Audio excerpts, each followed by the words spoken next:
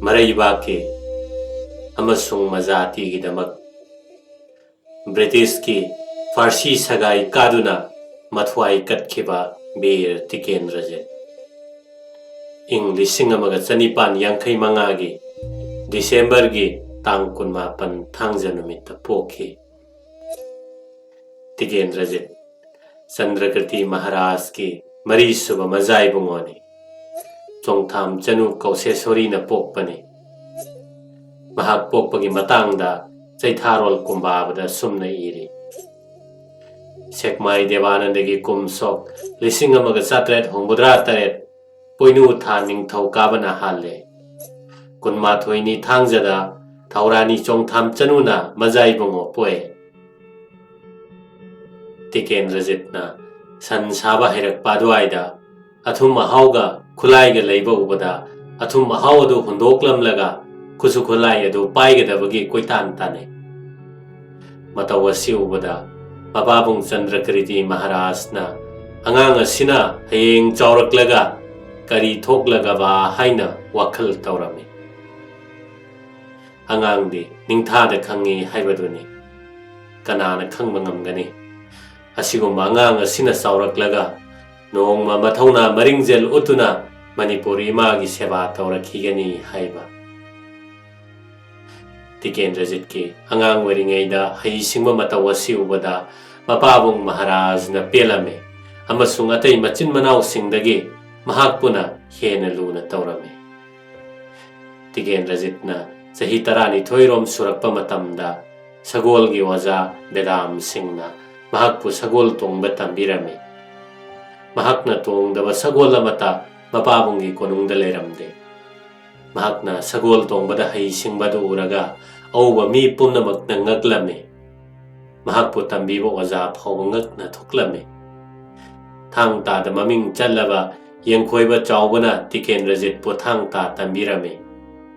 ꯃꯁꯥꯒꯤ ꯄꯤꯊꯣꯔꯛꯄ ꯌꯥꯎꯕꯅ ꯇꯤꯀꯦꯟꯗ꯭ꯔꯖꯤꯠꯅ ꯅꯍꯥ ꯑꯣꯏꯅ ꯁꯒꯣꯜ ꯇꯣꯡꯕ ꯑꯃꯁꯨꯡ ꯊꯥꯡ ꯇꯥ ꯁꯤꯖꯤꯟꯅꯕ ꯅꯤꯡꯊꯤꯅ ꯍꯩꯈꯤ꯫ ꯕꯪꯂꯥ, ꯃꯅꯤꯄꯨꯔꯤ ꯑꯃꯁꯨꯡ ꯍꯤꯟꯗꯤ ꯇꯝꯕꯤꯅꯕ ꯄꯟꯗꯤꯠ ꯙꯅꯁ꯭ꯌꯥꯝ ꯑꯣꯔꯐꯦ ꯙꯅꯦꯁꯣꯔꯁꯤꯡꯗ ꯁꯤꯟꯅꯔꯝꯃꯤ꯫ ꯆꯟꯗ꯭ꯔꯀ꯭ꯔꯤꯇꯤ ꯃꯍꯥꯔꯥꯖꯅ ꯍꯥꯏꯖꯕꯗꯒꯤ ꯃꯇꯝ ꯑꯗꯨꯒꯤ political agent ꯃꯦꯛꯂꯛ ꯁꯥꯍꯦꯕꯅ ꯇꯤꯀꯦꯟꯗ꯭ꯔꯖꯤꯠꯄꯨ ꯑꯪꯒ꯭ꯔꯦꯖꯤ ꯇꯝꯕꯤꯔꯝꯃꯤ꯫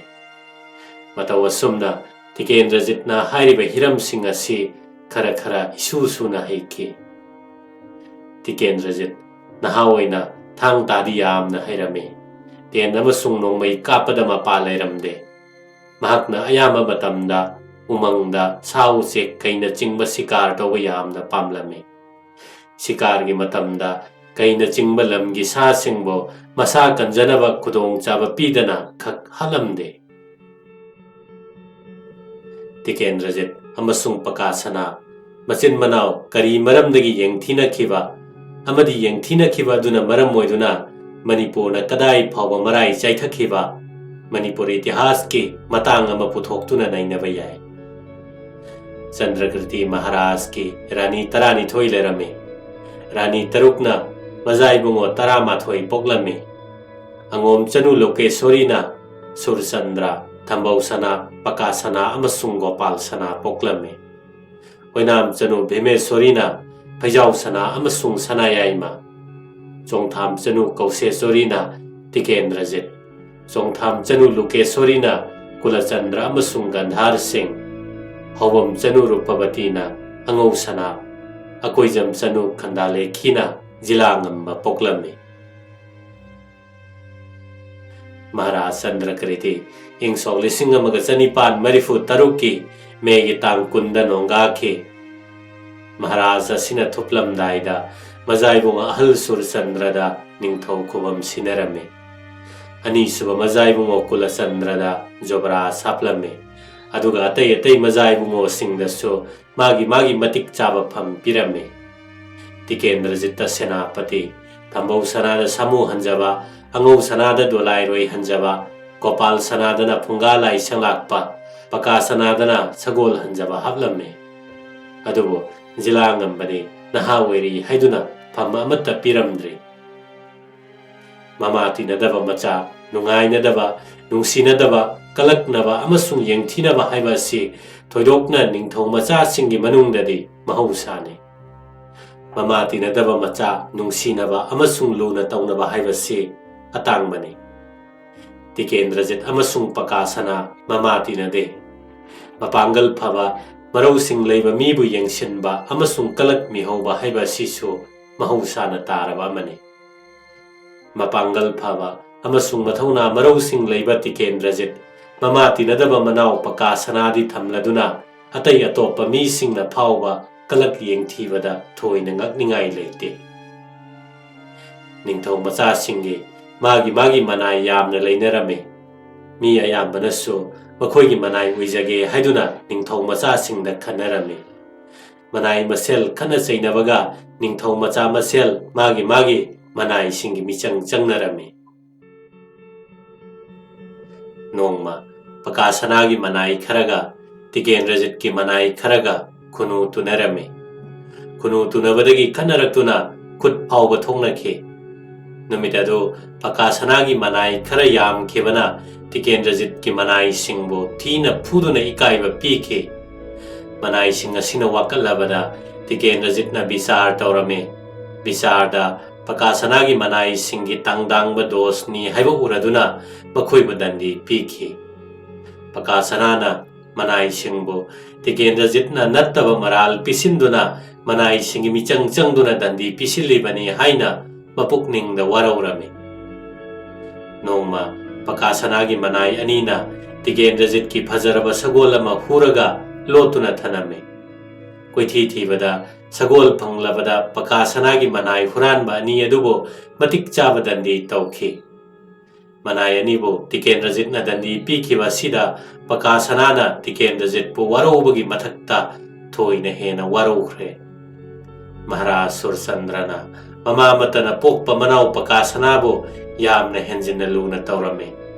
Aduga mama tinadaba Tikendrajit puna khara laithokna taurame. Sagol hanjaba Pakasana na sagol gi pas pibagi thabak tawduna leiba kaya pamlamde. Pakasana gi Manilal de amasung Rasra Sarma kauba manai tawbangamba sanglak pani leirame.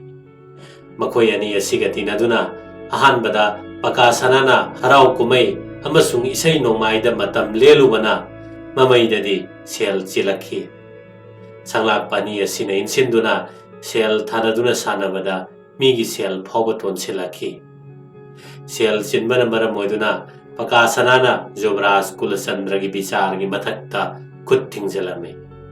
Khut thingjanba yanabagi damakta Pakasana na matamadugi political agent Mr. Gremutta changlame. Pakasana na political agent ta Maitai ron tambirame. Aduga political agent na Pakasana da Ingrezi tambirame. Makhoi ani asuki matik chanarame. Madudi hek unabada my dear friend haiba yongnakre. Pakasana na Yuvaraj Tikendrajit bichar gi dos thirame. British praja amaga Maitai amaga gi wathokta Tikendrajit bichar matauda political agent kaya pelamde. Bichar da penda boiraduna sahebna Maharaj ta haijaduna bichar pati gi anauba phamma semle. Pakasana na anauba phamma sikaduna Yuvaraj tagi bichar gi thabak khara lausilame. Amasung top garot taphamduna bichar taurame. Maharaj Sursandrana Pakasana gi michang changba Tikendrabu ikaiba piba sida Tikendrajit yamna saurame. Pakasana gi manai anina mahakna tawba bichar da chumna mateng pangbada natana mamaidadi bichar pati gi thabak phauba paiselakle. Pakasana na nongma kai phaba chatkringaida manai Manilal dena Brahman namabu thina tawba ubada Tikendrajit matang chare khanduna Manilal devu jail da pikhe. Amasung bichar pati oibadagi sindokhe. Masinasu machin manau ani nungainadabagi maram amane. Jilangamba Sursandrana Rajgadi da lengkhatpa matamda sahi 13 lom tamangairi. Nahawiri haiduna matam adudadi phamnaidre. Matam adugi chanabi matungina ningthauna konungdagi mapan thoklamdaida top thane. Atai phamnaiba ningthau macha singna konungdagi mapal thorakpada Bengal khongnei. Nongma kai pau laklabada Tikendrajit hakchang ngamdaba matang thoktuna manaw atomba jila ngambabo kai phaba tharame. Jila ngambana Bengal khongduna lakpada pakasanana ningthaugi macha oirabaso phamnaidriba makhaidi Bengal khongba yade haiduna thinglame. Aduga Bengal mulame. Kai phaba haibasi matamadugi chanabi matungina Senapati natraga phamnaiba miyoising natana atopa mina phaba yaramde. Kanagumana lam henduna pharam labade dandi phangnai. Phamnaidriba jila ngambabo Tikendrajit na Bengal khonganduna kai phaba thaba maduda pakasanana yetpa maram asidagisu Tikendrajit amasung pakasana machin manaw nungai na khide. Nongma konungda Tikendrajit na Maharaj phamjauda chepli male khanduna haunabi bevhar taurame. Mai haidorakpadade bevhar taururiba misakado Maharaj oiramdre. Maharaj ki asanba manai moirang ningthau sanglakpa oiramle. Maharaj na chalabaso Maharaj ki phamjau maktada sanglakpana kakhatpadi haunadaba sajatni khanduna Tikendrajit na moirang ningthau gi masam paiduna phamjaudagi chingthare. Aduga khongpak na kauduna matik chaba dandi pirame. Maharaj na tanja sida lengselatuna Tikendrajit pu khamke. Achanba manai na Tikendrajit ki makhutta ikaiba nangba sida Maharaj mabukta yamna nungairamde. Amasung thokliba thodok asigi marida Tikendrajit pu warorame. Surchandraga pakasanaga ani aside mama mattagi machane. Masa matane aduna Maharaj na Tikendrajit pu saubadagi hanadagi sauduna leiriba pakasanana Tikendrajit pu thoina hena saurame. Surchandra Maharaj na pokpa sahi tarada ngairiba machanipana phattaba mi kharana insinbadagi nongma Yuvaraj ki phamphamda phamlaga masamak Yuvaraj ni lauthoklame. Kulachandra Yuvaraj amasung Senapati Tikendrajit mama pokminabane. Mayamung Kulachandra bu ikaiba pibani haina Tikendrajit na laurame.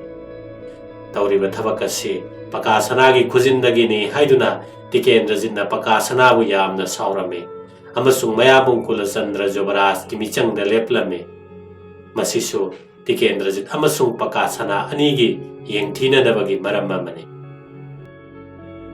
Kristapta 1974 ingi Kangjaida Maharaj Surchandra ki kangbu na thoirame. Apoba Tikendrajit ki kangbu bo pakasana na insinduna langna hanke. Masidagi machin manaw ani kaya nungai na khide. Political agent ki mem saheb na Shillongda laikhringai 1974 ki August thada residency bangla mamangda pukrida hi ani amada saheb aduga amadana Tikendrajit amasung jagoi sabi khara yauna hi tongduna sanakhe. Saheb ka pakasanaga khaibung tongnarakpa aduga Tikendrajit ka saheb ka naksinnarakpa sina pakasana yamna saukhe. Aduna makhoi masial yengthinaba hengat hanke. Political agent Mr. Grimwood na thodok kamada Bangaloda nupi khara photo laurame. Pakasana na pawasi taraduna nupi singa sina thorakpada manai rasra sarmabu thadoktuna konthong na phahalle. Nupi singa du Bangaloda chinsin khre. Saheb na nupi singa du champrasi amaga loinana Senapati Tikendrajit tana tharakhe. Tikendrajit ka Grimwood saheb ka amatta oikhre haina pakasanagi mabuk khoirang lame. Tikendrajit na mahakna tawwa thabakta pakasana na yetuna talai haina khanduna yamna saurame. Konung mayada masak mataw phajabi masammana phabi maipakpi kaubi leisabi ama leirame. Hairiba maipakpi haibi asigi wahudagi Tikendrajit amasung pakasana machin manaw ani asi yamna nungai na khide. Yengthinaba sina maram oiduna machin manaw mama tinaba Surchandra pakasana Thambausana amasung Gopalsana aduga mama tinadaba mari Kulachandra Tikendrajit angusana amasung jila ngamba nakpak tanakhe. Tikendrajit ka pakasana ga yengthinabana maram oiduna Manipur gi rajniti gi atiyada leibak kaibagi nonglei nungsit sit pahorakle. Manipur gi matam madugi political agent Mr. Gremut Sahebna Assam gi Chief Commissioner da lising amaga chanipan maribudra ing September tang kun mangagi ai ba chithi number 245 ta asumna mayek seng na iri pakasana na hiram kuding makta mayambung Tikendrajit ki amasung mahaki michang da lepa mi singi sauna bata honarame aduga Maharaj Surchandra na so pakasana gi michang da changduna leire adu moinamak praja singnadi pakasana bunung siramde Senapati Tikendrajit pudi Manipuri praja da natana Manipur da leiba mapan gi mi singna phawba yarame masin manau kham thengna nungai naraktaba sina lising amaga chanipan maribudra ingi September tang kun mathoi gi ahingda jila ngamba amasung angau sana dolai reng hanjaba anina Surchandra Maharaj ki mathakta lan horame lan horakpa sigi maramde pakasanana mayamung Maharaj ki mathakta angau sanana lan hogi sarau silli haina aran bo wafam ama hangatlubadagi Maharaj na wafam madugi achum maran ithi dana mahakpo amasung jila ngambabo September tang kun gi ayukta phanabo hukum tawrame pawasi tabada ningthau machani asi yamna sauke amasung phanduna ikaiba nangadabagi sarupode mabudaugi singhasan mamangda lan soknaduna sikhibana hena phai khanduna makhoi anina lan hokibane lan hawasi Senapati Tikendrajit na insinbadagi thokibani haina Manipur political agency ge lising amaga chanipan maribudra mathoi maribudra nithoi ingi administration report iri asigumba tangkun mathoi ge lal hawasida Yuvaraj Tikendrajit amasung Senapati gi nongmai paiba bodyguard sifai chahum Senapati gi sifai chani ga mapan dolai roi hanjabagi marifu aduga sagol hanjabagi kunthra asi sagonana leiramni ahing aduda makoina jail gi thong hangdoktuna bandi chamri rom thadoklame amasung makoida khulai pirame aduga thadokkiba bandi sing aduna makoigi mateng panglame Maharaj na cheplambadagi nongmai makhol hek tabada pokminadaba machin manau singna lan horakle haiba khangladuna maninglomda thoktuna residency tana lengki Senapati Tikendrajit su lalhobaduda yausillare aduga Surchandrana konung aduda amuk changakpa ngamdanaba sana konung chekchinna ngaki Maharaj Surchandrana konung thadoktuna lengkhrabada angau sana amasung jila ngambana joy oire haiduna praja singna khangnanaba top mangarak kapki koirengna Senapati oire sakti paire hektabada matam amada Manipur gi political agent oiramba Sir James Johnstone na mirai pakta leina nongmadi mahakna mayambung Maharaj putan thoklaba soidre haina khanki mayambung Yuvaraj Tikendrajit de amasu yauzaroi haiduna mail nipal lapna haitharaga poijing tana lengki Maharaj Surchandrana sanjen thonglomda lengthorakpada manaw ibungo pakasanaga mahagi kerani manilal degana sifai marfuga loinana konung kange lakpada sanjen thong mayada thengnare thenglaba amasung mamlaba ahing aduda kanana yeknabano kanana michangno haiba khandokpa ngamlaroidabana Maharaj Surchandra pakasanana chingbana thogal tawduna ahing nongyai matung pung anirom tabada British residency yauki konung lomda nongmai kapnabagi makhol asina political agent Mr. Gremut po mikap thogalame konungda irang thokpagi paw ase political agent ki mafamda paw ihana hana pikhiba misakti Manipur gi ben master Dumra Singh ne maitai sifai singna konung manungda Senapati na joy oire haiba kholauna inin ninduna irang horame mehak leiraga Maharaj Surchandra gi manau ibungo ani su residency da thunglere political agent na so Maharaj na lengsinnaba darbar gi kaadu sangdokhale nongalaga political agent na paw phangki madudi Senapati Tikendrajit dolai roi hanjaba amasung jila ngamba haiba Maharaj Surchandra gi mama tinadaba machin manau ahum asi konungda changsinkhre aduga top chaw mari nongmai amasung nongmai maruna chingba thamba mafam adu makhoi gi makhut chankhre aduga Nilamani Singh aya purel measure su Tikendrajit ki michang da lepkhre अयुक अदुदा residency दा लाकपा महाराज की मिचंग दा लेपा मियोई सिंगी मनुंगदा सामू हंजबा गोपाल सना कर्नेल सामू मेजर जंबोबाल असिना चिंगबा ममिंग पनबा याय असिगुम्बा लालहौबगी पाव असे लांगथवाल यौबगा लांगथवानदगी राइफल पाइब सिपाही कुन मंगागा लोइनना ब्रिटिश ऑफिसर बर्कली सु इम्फाल दा थुंगलरे अदुगा रेजिडेंसी चेक्सिन ना ngaखि नुमित युंगबा मतुंग अदवाइदा रेजिडेंसी दा मी यामना तिल्लरे मखोइगी मनुंगदा खुलाई पाइबा मी यामना यावरमे तिल्लिबा मियाम अदुना अहिंग फावबा अदुम लेथरबदि नोंमै कामनरक्तुना खुदोंग थिबा थोक्लबा याय हाइबा बर्कली की पाउताक पतुंगिना मियाम अदु तांथोखि नुमित अदुगी नुमिदांग वाइरमदा असम की चीफ कमिश्नर दगे टेलीफोन अमा पॉलिटिकल एजेंट थुंगले मरोलदी नाकल अनिमक ताइसिनबा यानबा होनबो हाइबा सिनी मतंग असिदा पनबा याबा मना सुरचंद्र महाराज ना लिसिंग अमग चनिपान मरिबुद्रा इंगी नवेंबर तांग 13 दा असम की चीफ कमिश्नर दा इबा चिठीदा पॉलिटिकल एजेंट मिस्टर ग्रेमुत साहेब ना मिचंग चंगबोइना टिकेंद्रजित की मराल असुमना सीरी पॉलिटिकल एजेंट मतेंग पांगबियो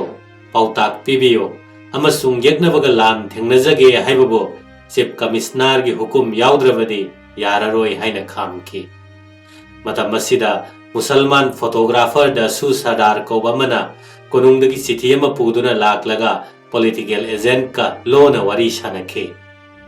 मदुदगी हलकलगा महाराज की मतिंग पांगे लाकपा नोंमै पाइबा सिपाही सिंगदा ब्रिटिश सिपाही ना थाजिंदुना नोंमै मुलहनखि थबकसिदा पॉलिटिकल एजेंट मसामक्सु याउसेलमी हाइरमी पॉलिटिकल एजेंट मिस्टर ग्रेमुत की रिपोर्ट की खंगमंगमी मदुदी मथंगी लेबाक पोप नुमित के युक्ता महाराज सुरचंद्रना पॉलिटिकल एजेंट मणिपुर थादोक लगे तीर्थ चलगे अमसुंग वृंदावन बास तौरगे हाइबा असा फोंदोकलमी महाराज सुरचंद्र वृंदावन द लेंग लगने मधुगी बंदोबस्त तौनबा कोनुंग द लेरिबा मनाव इबुंगो सिंगदा चिठी थारमे मसिदा सेनापति टिकेंद्रजित अमसुंग मचिन मनाव पुमनमक यामना हराउरमे अदुगा महाराज ना तीर्थ द लेंगनबगिदमक बंदोबस्त पुमनमक सेनापति न तौगनी हाइने याखि महाराज सुरचंद्र ना मणिपुर थादोक्तुना तीर्थ द लेंगलगनी हाइबा पावसी हेक संदोखिबदा अनक्पा अमसुंग अथापदा लेरिबा प्रजा सिंग करक्तुना रेजिडेंसी दा तिल्लरे अदुगा मखोई मखोई लेजबा सेल कटखे पॉलिटिकल एजेंट की मौता सुरचंद्र प्रजा न याब निंगथौ अमनी हाइने लौरमे अदुगा महाराज न तीर्थ लेंखरगनी हाइबसी ताबदा मी खुदिंगमक थवाई नुंगाइरमदे महाराज न तीर्थ लेंबगी थौगनगिदमक्ता पकासना अमसुंग अतोपा मचिन मनाव अनि सामू हंजबा अमसुंग गोपाल सनागा लोइनना अतै अतै मनाई मसल थौगल लंगल ngमनमकना मी हुमफुरोम सेम सादुना लेरमे मणिपुर की सिंहासन थादोकलंबगी मसक कोइना महाराज की लुपा की खुसु थांग अदु कोनुंग द पिरकले अमसुंग सिंहासन थादोकपगी वारोल द इबा चिठी अमसु सेनापति द थारकले महाराज सुरचंद्रना मनाव इबुंगो सिंगदा मनाई मसल गलोइनना नुमित अदुगी नुमिदांग पुंग 8 मखाइरोम ताबदा मणिपुर थादोक्तुना लेंखि मसिदा मणिपुर की पॉलिटिकल एजेंट ना महाराज के असोय अंगाम येंगनबा निफु मरी सुबह लाइट इन्फेंट्री की राइफल पाइब सिपाही 35 कसार फावबा महाराज की थौगल इलहनखि महाराज सुरचंद्र मनाई मसल न थौगल तौदुना अक्टोबर की तांग 3 दा सिलचर द थुंखि सिलचर हेक यौबगा पॉलिटिकल एजेंट न पिरक पास अदु फाक्तोक्तुना येंगबदा महाराज सुरचंद्र राजगादी थादोकलमलबनी हाइबा वाफम अदु थिंगनरे अक्टोबर तांग 3 ता महाराज सुरचंद्र न वाफम मसिगी मरीदा असम की चीफ कमिश्नर दा राजगादी थादोकलबनी हाइबसी पुमलान लानबनी पॉलिटिकल एजेंट न लान लौबनी हाइना टेलीग्राम अमा तौखि असुमना महाराज न सिलचर द थुंगलबदा सिलचर की पुलिस इंस्पेक्टर अमना सुरचंद्र महाराज अमसुंग लोइनरकपा मी पुमनमक अदु कलकत्ता ताना थिलमे कलकत्ता यौरगा महाराज सुरचंद्र मनिक तलारोट कंकर गाजीदा महारानी स्वर्ण मयीगिदा लेरमी कलकत्ता थुंबगा महाराज सुरचंद्रना Manipur ningthau khubam hanjalhanbiyu haina Governor General da darkhas ama thaki.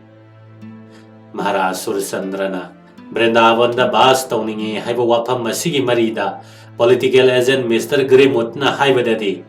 Maharaj Surchandrana Vrindavan da bas tauningbagi wafam masidi handakki lalhau asigi mamangdagi hauna hairaklavani. Aduga Maharaj Surchandrana Assamgi Chief Commissioner iba chithi adugi matung ilabadi Maharaj Surchandrana yeknabagi makuttagi lanthokpa yanabagi damak lan tauraroi Vrindavan chatpada mateng pangbiyu haina Tikendrajit ikiba chithi aduda sahi tawkibani haiba wafam masini. Lising amaga chanipan maribudra ing September thagi tang kulhumdoi lepak pokpa numitta Maharaj Kulachandra Singhna Manipur gi singhasan da lengkhatki.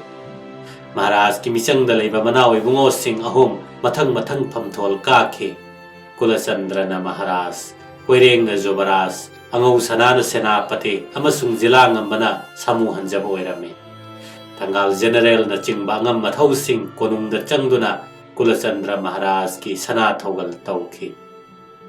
Bharat Sarkar na Surchandra Maharaj ki darkhas adu khanabada Lepak ningthina ngakpa ngamdre haiba khanglaba sida mahakpo amuk khanna ningthau khubam hanjalhalabade praja gi shanti amadi Manipur gi mangol oiba ngamlaroi haina Bharat Sarkar na laurame.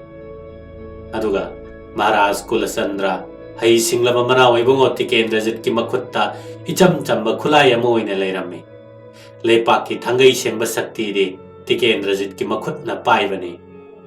Mahaki magunna lanmi pumnamak sumalame praja singna su mahaki yathang hitok pangamlamde praja singna mahak punung sibagi matik ki sukirami matik magun amasung mathauna ubada mi pumnamak ngaklame mahak ningthau makti oiramde haibabo lepak ngakpa haibadudi oirame. Manipur gi September gi lalhau aduda Bharat Sarkar na khut thingjanma pamlame. Makoina Kulachandra bo Manipur gi Maharaj ni haine yaraga Tikendrajit pu masa kanjanaba khudong chaba pidana kari amuk haigani maki hainingba kari lei haiba phawba haihandana madu phawba khangningdana madugi maramda Maharaj ki mot sulaudana amasung political agent Mr. Gremut phawgi mot sulaudana Tikendrajit na September tang kunmathoi gi lalhau adugi daini makpu Manipur dagi tanthok loire haina khanduna madugi thabak pangthok khanaba Assam gi Chief Commissioner bu Manipur da tharaklami. Thaurang asi wakal yamna thenbadagi thokpani amasung masina mamaida tamthirabe irang ama leipak asida thokhanki. Aduga Bharat Sarkar na atai state singda ngak senuna leibagumna Manipur asu Bharat Sarkar na kanagumani pa amabo mahakna leibada akaiba oigani haina khallabade mahakpu leipak asidagi tamthokpagi wahang amuk hangningai leitaba adugumna adhikar adu Bharat Sarkar gi lei haina laurame. Sarkar asina lalhau asibo mapung phana pangthokhraba thabakni haina laurame amasung madudagi khwaidagi hena kanaba phangkhiba nipa Kulachandra bu ngakpikhre. Toigo masung Tikendrajit Yuvaraj bo lalhau aduda tasengna yauki haiba adu phawba khangdana amasung matik chaba praman amata sulaitana lalhau adugi luchingmani haina lauraga mapanda thadoknaba honakhi. Surchandra Maharaj na Kolkata da Governor General da wakatpana maram oiduna Assam gi Chief Commissioner Mr. J.W. Quinton Governor General gi hukum puduna Manipur tamna Lising amaga chanipan maribudra mathoi ingi February tang kunda Kolkata dagi khongsalakle.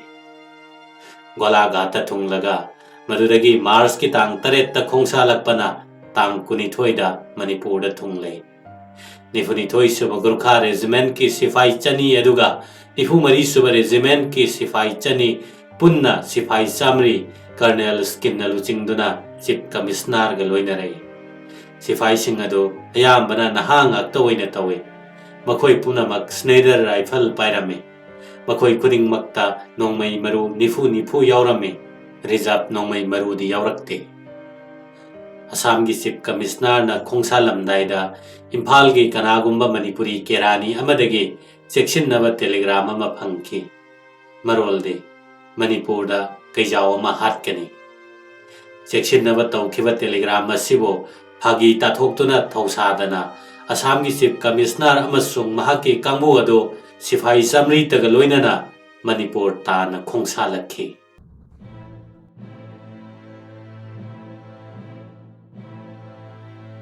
लिसिंग अमग चनिपान मरीबुद्रा माथोई इंगी मार्च की तांग कुन माथोईदा असम की chief commissioner अमसुंग महाके खोंगबु सेकमाइदा थुंगले। मखोइबु ओकपा मणिपुर की पॉलिटिकल एजेंट मिस्टर ग्रेमुत सेकमाई ताना चले। सेकमाईदा mister Quinton, mister Skene, mister Cossins अमसुंग मिस्टर ग्रेमुत मखोई मरीना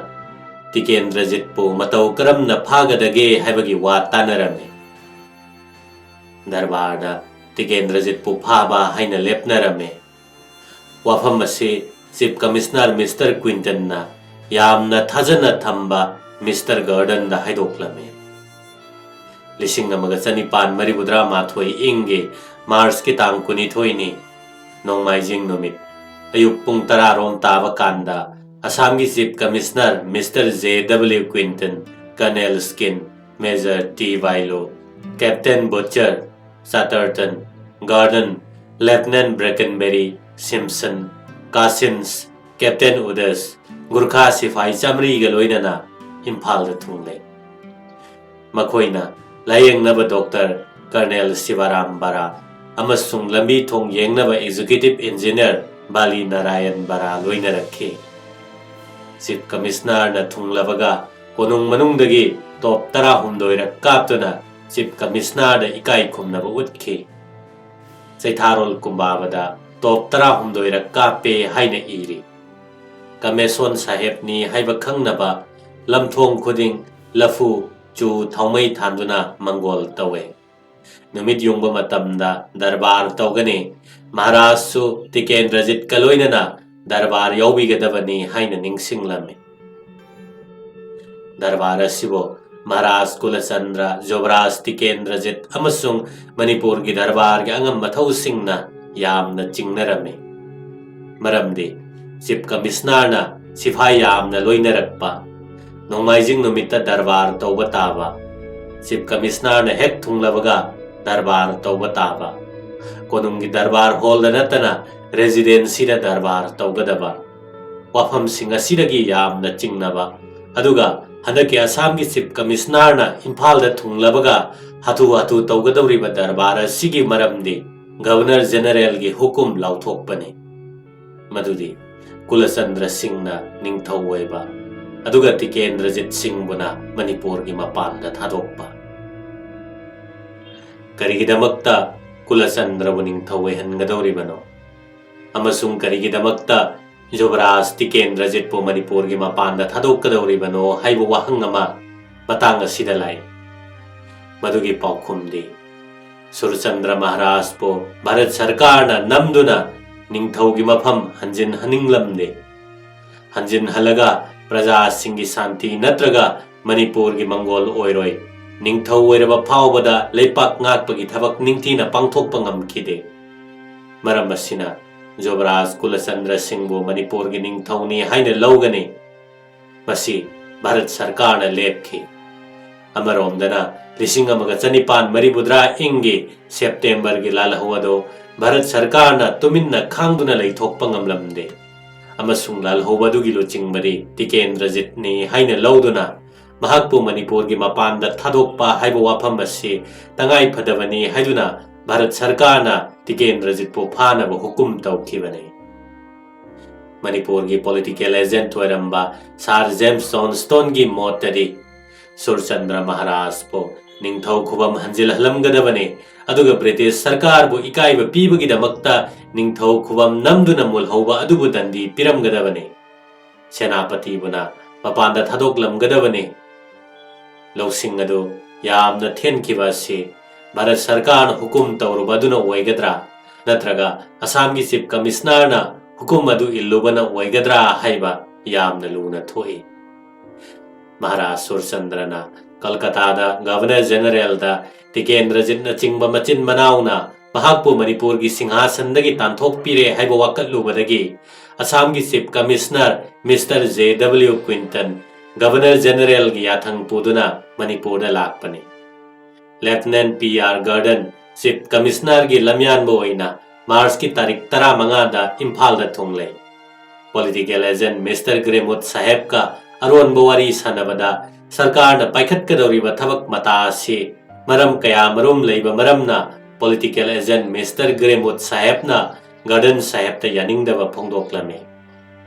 सेनापति ना मणिपुर की मनुंगदा ख्वाइदगी मपांगन कनबा ख्वाइदगी मीना याबा मिशकने सेनापति बो लेपाक असिदगी पुथोखिबा तारबदे खुदोंग थिबा खरा थोकनी हाइना ग्रेमुत न इंगित तौरमे सेनापति बो मपान थादोक तारबदे लेपाक असि पुबीनबा मी अमत्त लेरोय थंगाल नतना अतई मंत्री Singh मतिक चादे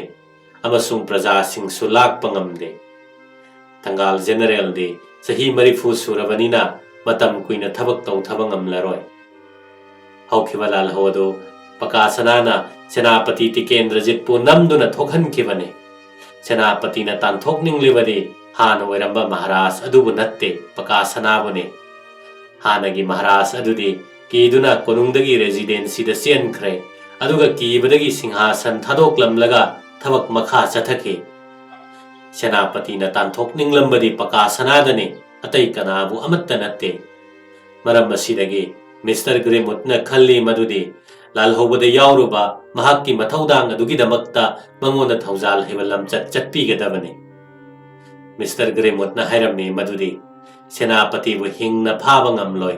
mahakna thawai bu mamal tang na yongane amasung sarkar na mahaki asiba masa oina phangane masi Mr. Grimwood ki wahimakni haina Mr. Garden na irame namit yungba matam yaurakle Maharaj Kulasandra Manaw Ibongo Singh amasung Thangal General na chingba angam mathau punamak residency da lengakle Tikendrajit sho sagol tongduna manai masal kharana thogal tawduna residency tana lenglakle chief commissioner lakpagi thabak sindok sinjin tawruraga adugi mathakta ngarangi numitta ekadasi gi birth kalubana Yuvaraj ki sana hakchang yamna choktharame darbar sem saba loidri haiduna santrina Tikendrajit pu residency manungda changhalamde matam asida darbar da lauthokadaba Bharat सरकार की हुकुम अदु संगमनबना अंग्रेजी दगी मैतै लौंदा हंदोकपा अदु लोइद्रे अंग्रेज की केरानी रसिकलान कुंदु ने केरानी अमने अदुगा ब्रह्मीज interpreter अहुम मसिना वारोल अदु अंग्रेजी दगी मैतै लौंदा हंदोकलमे मखोइबो हानना वारोल अदुगी वहै अमा फावबा कनागुमा मत्ता हाइदोक लोय हाइनो वासकलमे केरानी खुदिंगमक संतरी अमममना संगलमे मतम मसुकुइबसी residency changbada thinglaktraga ngasi thingliba sida Yuvaraj ki sana pukningda waraurame numit chapchana yungmada nungsa marakta changpham pidana asum ngaiduna leiba yaba misak Tikendrajit oiramde aduna Tikendrajit na residency manungda leiriba lanmi pumnamak chana thaknaba matam asida chaba thakpagi kariguma thorang amatta itau tawdana magi haunabi posak setuna नोंमई पाइदुना हुकुम गाइदुना लेप्तुना लेबगी मवोंग अदो सगोल थक्तगी उरमने दरबार तौगनी हाइना तौरमलेबा मतौ अदो उबदा Tikendrajit सिंहना माबु फागदबगी थौरांग ओइरमाले हाइना मपुकनिंगदे यामना चिंगनरमे अदोबो अवोइबा Matang खंगलउ हाइदुना Tikendrajitna मनाई असानबदा सु सरदारबो कोयेंग यंगहलमे मनाई सरदारना residency का कोइबदा लानमी मपई पैदुना लेरे हाइना Yuvaraj ta hangatle darbar aduda Tikendrajit pu phanaba thorangdi asumna silame darbar tawgadaba ka adugi ningthau macha singna changakadaba thongjau adu natana atai thongjau pumnamak solon silame amasung thangnaba ka sing adu siphai singna sanglame residency ya koiba amasung berenda punamak so siphai singna sanglame Tikendrajit pu दरबारदगी नांथोखिदनबा अदुमक्की थौरांगने थौरांग असि उबदा mister ग्रेमुत थवाई यामना नुंगाइरमदे मरमदे Yuvaraj का महक्का यामना चानरमे mister Grimwood की ma'am साहेबना मणिपुरदगी चेनख्रबा मतुंगदा इबा My 3 years in Manipur, an escape from recent mutiny kouba lairikta tauriba thaurang adu uraga mahakna asumna pendaba phongdoklame. Whether such a course of action was honorable or not. Yuvaraj phanabagi thaurang mataw asi panduna sa Charter Temple na British Parliament ta haiki. Senapati bu darbar da phage haina ninglambara ninglamba thoklabadi madu lamdabra. Ehak nungaite madugi paukhumdi hoi haina piba tai. Mahakna haikiba adumakti asini. Was it intended to arrest the Senapati in the Darbar? And if so, was such intention wrong? I am sorry to be compelled to answer them in the affirmative. Matamdugi maming chatlaba review and reviews kauba thagi chepong aduda Yuvaraj bu phanaba sinkiba thaurang adubu de facto ruler bu phajabu wathanba piningai oidaba thawongni haina asumna irami. The plan which severed what some disagreeably of trickery against the de facto ruler whose hospitality we were enjoying. Asigumba matam asida hakchangna sokthabane residency da changhandaduna mapanda kuina ngaibagi kaibane amasung phagadawribra haibagi chingnabane makha kausilakpa ngaiba tawdana Yuvaraj sangai tana halakle. Maharaj Kulasandradi residency da lehori. Tikendrajit yaudravadi darbar da British government ki hukum thokpa kanade haiduna Chief Commissioner Saheb adu Maharaj ka phawbu unakhide. Marol pumnamak Manipur ki political agent Mr. Gremut Saheb ka phawdoknarame. Aduga tang kulhumdoi ningthokaba numit ki ayuk pung 9 tabada darbar yaithokre. Yaithokriba darbar numit adusu Yuvaraj Tikendrajit hakchang kanna ngamdre aduna darbar yawba ngamlaroi haiduna konungdagi paw lakle. Tasengmani Yuvaraj Tikendrajit sana hakchang yamna nungairamde. Konungda Yuvaraj unaramba adudagi residency da halaklaga Mr. Gremutna Mrs. Gremutta tamle madudi Yuvaraj nare. Wafam asida thoina chingnaningai leite maramde matam maduda Yuvaraj laiho kanna horame aduna darbar adu numit adugi numit yungba matung pung ama tabada amukkasu yaithokle. Yuvaraj Tikendrajitna darbar yaithokna darbar mayaudravada darbar hanna yaithokpa kanadre khanduna Mr. Simpson galoinana konungda nungthil pung 3 tabada Mr. Gremut pu Yuvaraj unaba tharame. Mr. Gremutna Maharaj Kulasandrada British Sarkar ki hukum phongna khanghalle amasung Tikendrajit pu masamakna changjarakadabani hairame. Matam madudasu Yuvaraj Tikendrajit hakchang kanna ngamdri. Yuvaraj ki laiho kanna hoba tasengmani haina political agent Gremutna haike. Maharaj na wafam asida yamna luna amasung singna paukhum pirame. Masigi maramda lepaki angam mathausinga darbar tawraga wa tanaraga khanghalake. Wafam asi numidang wairamda Maharaj na pau thakre. Political agent Mr. Gremut Sahebna changjau haibadu Tikendrajit singna yadre. Amasung Maharaj Kulasandrana Tikendrajit po phabangamloi. Mathangda Assam ki Chief Commissioner Mr. J.W. Quinton Colonel Skin amasung Manipur ki political agent Mr. Gremut ahumna Tikendrajit pu namduna phanabagi maramda lona wa tanare. Mr. Gremut Sahebna Tikendrajit pu namduna phaba haiba wafam masigi matangda khara yetki. Tikendrajit pu hingna namduna phabadi oithokte haiki. Chief Commissioner Sahebna Gremut ki mawa thoina laukhire. Mahakna tauge ningliba thabak adu pangthokke haina chap yungna ningki. Tangkun 3 gi nongalamdaida yum koisinduna Tikendrajit pu namduna phabada takki. Tangkun 3 gi ayukta Chief Commissioner tumu chatkani kuli chama piu hairamba tokthokduna Maharashtra Kohima chatkani kuli chamri piu hairami. Maharashtra sinba matungina tangkul homdoi ahing pung 10 rom tabada residency manakta kuli chamri rom thungduna leirame. Tangkul hundoi gi numidang pung nipan tabada Chief Commissioner na ras yengani haiduna Maharaj na ras yaugadoriba miyoi sing adu residency da tharame. Chief Commissioner ras yenglaroi haiduna mayam adu hanaki. Manungdadi Tikendrajit pu tumlingaida ahingda namduna phage haina thorang-lame. Mapan thongdana Kohima chalagani ras yengkhini haiduna mayamdu utchairame. Tangkul humdoi gi ahingda chaba thakpa loiraga Colonel Skin na British officer punamakpu residency da wa tananaba kausilame. Tangkul mari gi ahing nongyaida kanagum amatta khangandana Yuvaraj Tikendrajit ki yum question gadabane amasung Tikendrajit pu namduna phagadabane haibase British officer singna ahing aduda khangki.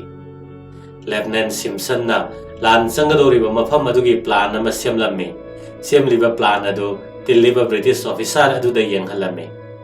Colonel Skin na Yuvaraj ki sangai da changadoriba lanjang mawang adu mayam aduda sugai na taklame. Lieutenant Brackenberry bo nifu mari suba Gurkha gi sifai kuntra puduna nongalamdaida awanglomdagi ihan hana changmu hairame. Masi awanglomda Tikendrajit chenthokkidanabagi thorangni. Lieutenant Brackenberry na chatkhiba khara leiraga Captain Butcher na nifunithoi suba Gurkha sifai humbudra pudana nongchup thangba thanga patlan gadabani hairame. Lieutenant Lugard po nifunithoi suba Gurkha Rifles ki sifai kun amasung nifu mari suba Gurkha Rifles ki sifai kun punna nifu puduna Captain Butcher gi mateng panggadabani hairame. Lieutenant Chatterton bu sifai yankhai puduna nongchup thong pananaba yathang sinarame. Handak Yuvaraj phabada sizinnagadoriba lanmi sing asi Snider rifle paiba nifunithoi suba amasung nifu mari suba Gurkha Rifles ki sifai ngaktani. Chief Commissioner gi hukum pangthoknaba Colonel Skin gi makhada leiba lanmi masing asi nifunithoi suba Gurkha Rifles ki lanmi chani ga hom nifu humdoi suba Gurkha Rifles ki lanmi chama ga mari amasung nifu mari suba Gurkha Rifles ki lanmi chama ga ama punna lanmi chawnga ga supna nipan ne. Lanmi sing asigi manungda nifu humdoi suba Gurkha Rifles ki Bharat macha officer ama amasung sipai yankhai mangadi langthabandagi laurame. Nifunithoi suba Gurkha Rifles ki sifai tara amasung nifu mari suba Gurkha Rifles ki sifai tara de mal changaloinana sekmaida lehore. Aduga nifu humdoi suba Gurkha Rifles ki sifai tara mathoi de kasar gi lambi da bondi ama thina ba thakre. Aduga Tikendrajit phabagi matang asidadi Colonel Skin gi makhada leiba sifai sing chamri nifu da ngai hole.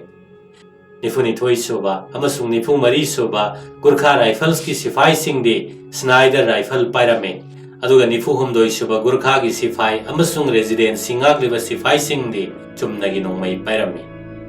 Chief Commissioner ga Kohimadagi loinarakpa Gurkha sifai sing adu residency gi compound gi awangda Kangjaibunga tainaba mafam aduda camp saduna leirame. Political agent pu sangliba sifai sing adudi residency compound manung aduda adum leirame. Singnadaba yadaba matang lakladuna Tikendrajit na makhutmakna thabak khudingmak silame. Aduga lanmi pumnamak konungda kaukhatuna pairame. Maitai lanmi tara tara kun tumin na konungda changba saheb singna urame. Sandhya ya changbada konung manungda pairamba maitai lanmi gi masing chaurakna lising manga dagi taruk phawagi manungda oigani.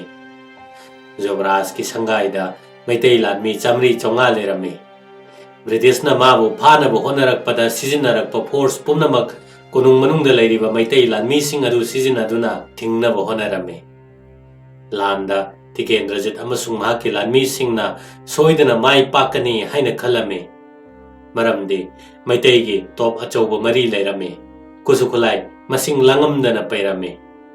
Residency da leiriba lanmi sing adugidi top su leiramde. Aduga kusukulai su marang kairamde. Matam maduda maitai gidi Enfield rifle lising amarom smooth bore gun lising ani ahumlom aduga matchlock yamna leirame. Matam masida maitai lanmi singi Snider leitri. British Sarkarna Manipur Maharashtra Snider rifle piraklegani de hairaga tharaktribani. tang kun mari sagol sen numit ki nongalam dai dane Colonel Skin na Tikendrajit pharu na ba thaurang tawre mahak na sifai sing adu da hukum pirame makhoi na nongmai kapak triba makhai kapa yade makhoi mathau haibabu Tikendrajit pu pharaga residency da purak pa sitane nongalam dai pung mari ga minit ni manga taba matamda Lieutenant Brackenbury sifai kuntra puduna chatkre minit tara manga rom leiraga Captain Butcher sifai humbudra puduna chatkre ngahak leiraga Lieutenant Lugard na sifai nifu puduna Butcher gi mateng pangba chatkre British Lanmi Singh na nongchup sanathong lan kibasi sanathong puriba santri sing aduna uhodre nongchup sanathong lan duna changkibasi Lieutenant Brackenbury amasung mahaki sifai sing ne Captain Butcher amasung magi sifai sing de kairak thaduna leipal karame lan hore nongmai kapnare nahawariba Captain Brackenbury ayuk ngantada nongmai guli na pale guli na panduna makhong ani amasung mapambom ani adu teklame basaduda asokapan yam na yaurame mahaki sobedar himsan amasung havildar amasu nongmai na panduna sire atei mahaki sifai kuntra romna kem tamna hanakre Captain Butcher gi kangbu adudi Tikendrajit pharak pangamdrabasu lan mai pakhi haina lowaya asum takselakpana ayuk nganta aduda maitai amana pukhri da ising sokpa thengnare chen ge hek tawada nepa adu nongmai na kapthure British ki lanmina Tikendrajit ki sangai tamna nongmai kapselle maitai lanmina so British lanmi tamna nongmai kaple matam asida Lieutenant Lugard ti sifai nifu ga loinana Captain Butcher ki mateng pangbo hosilakhe party ani asina Yuvaraj ki sangai tamna prap hosilakpada maitai ge thengnare sangin na thinduna maitai lanmi yamna sire British lanmi na ngamladuna Tikendrajit na seva chatliba Vrindavan Chandra gi mandir amasung Yuvaraj ki sangai changle toigo masung Tikendrajit te leiramdre Chief Commissioner gi landa sahib ki tengol na tampak yum laukhre konung changgadabagi paunam iren tan na sipai khara lakpa Tikendrajit na tare leipan na wangbada kakhalaga leptuna sipai na pakhaduna changselakpa aduda nongmai yamna kaple Yuvaraj leppadagi lengde leipandagi lengthade sahib ki sipai khara si konung changmangam khide awang lomda nongmai kapna khibadi takhe adubu Lieutenant Brackenbury gi kangbu adu hojik phawba thengnadri Captain Butcher na asok pami mandir mathakta sifai khara kakhat anduna konung tamna nongmai kapsilame Yuvaraj king khola du lauselle sifai chamarom na koire Lieutenant Chatterton su nongchup thangba thong adu panarame sanathong puram maitai lanmi sing adu khara na phaduna purame aduga khara mana nongmai na kapthurame Lieutenant Chatterton thongjaw adu thudeklaga Colonel Skin go nakhi nongale Tikendrajit ki ingkol da Captain Butcher amasung Captain Lugard leirame konung manungdagi maitai lanmi yamna turen lomda hotok na kiba makhoi na ukhi makhoi sing adu chen khrabani khanduna thoina thausarude adubu maitai lanmi sing adudi chen badi na lamre nongpok thangbada leiba jungle aduda haijilaga British lanmi na leiriba maikai adomda nongmai kapselakle British ki lanmi na su maitai tamna nongmai kaple Yuvaraj na top achawa mari puthokduna Yuvaraj ki sangai amasung mandir onduna British ki lanmi tamna kapselle yumna di yamna khanjenbanina top kapliba mafam adu British lanmi singna khangma ngamlamde Colonel Skin sifai yankai puduna mandir tana lakle Mr. Grimwood suloina re Lieutenant Lugard na lambi chinglame Colonel Skin mandir mathakta kakhalame aduga phibam adu munna yenglame nongpok lomdagi nongmai itat tattana kapakhe Lieutenant Simpson bu sifai yankai puhanduna nongpok ki janganda thoptuna nongmai kapliba maitai lanmi sing adu takthokna batharame nongmai masak yengnarubada wat na thoklame maram asidagi Lieutenant Simpson bu thabak maga chatharuranu haina kaure Colonel Skin adu residency da halaklaga Chief Commissioner ga makha chathanaba mawongda tanage haina khalame Lieutenant Simpson Mr. Grimwood amasung Lieutenant Lugard sifai kharaga loina duna camp tana halakle ayuki pung tara tasinkhre British na ikang kangaudana hingsa gi sajat chatuna landarak pasida Manipuri praja singna yamna saurame amasung madugi laman khumnabagidamakta British residency da landaba takhi numit yunglakadore Tikendrajit ki lalong hongle ngasai mekhai ngakthoknaba honarame hojikti laksinnaba honarakle Chief Commissioner ga Colonel Skin ga residency da lo na watanare matamasida residency da nongmai kanna kapsilakle residency da landarak pami chamri chamngarom oigane amasung makhoi ase wangkhairak pana luchinglei taurakliba phibam madu makhoi ani da yamna ngakna thoklamme maramde maitai lanmi singna matau adumna landarakani haibase makhoina suktha thajaramde Tikendrajit na yum amasung mandira thadok hange haibagi damakta British lanmi sing adu residency da pusin ki haiduna residency da nongmai kapsilakibane Colonel Skin gi yathang lauduna British lanmi na maitai lanmi rom da nongmai kapsilame maitai na residency tamlaklabada Colonel Skin na Captain Butcher bo mandir amasung Yuvaraj ki sangai thadokduna magi leijaba lanmi poduna residency da halau haina yathang pirame maitai lanmi na hajilakpa ngamdanaba Yuvaraj ki sangai dagi British lanmi na nongmai kapthorei Sifai kharana Lieutenant Brackenberry bu koithi thirei makoina sum thirakpada Lieutenant Brackenberry de Imphal turen gi nongchup thangba torbanda nongmaina panduna tuduna leramba thingnarure thiruba misakti Nayak Singyalama Sifai Jaimani Thapa amasung Havildar Dhupchanne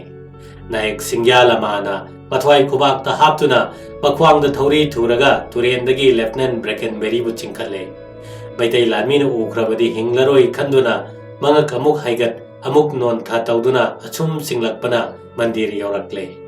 mafam madudagi Jaimani Thapana kallaba lalak aduda Lieutenant Brackenberry bu mareng banda thongatuna resident tana purakhi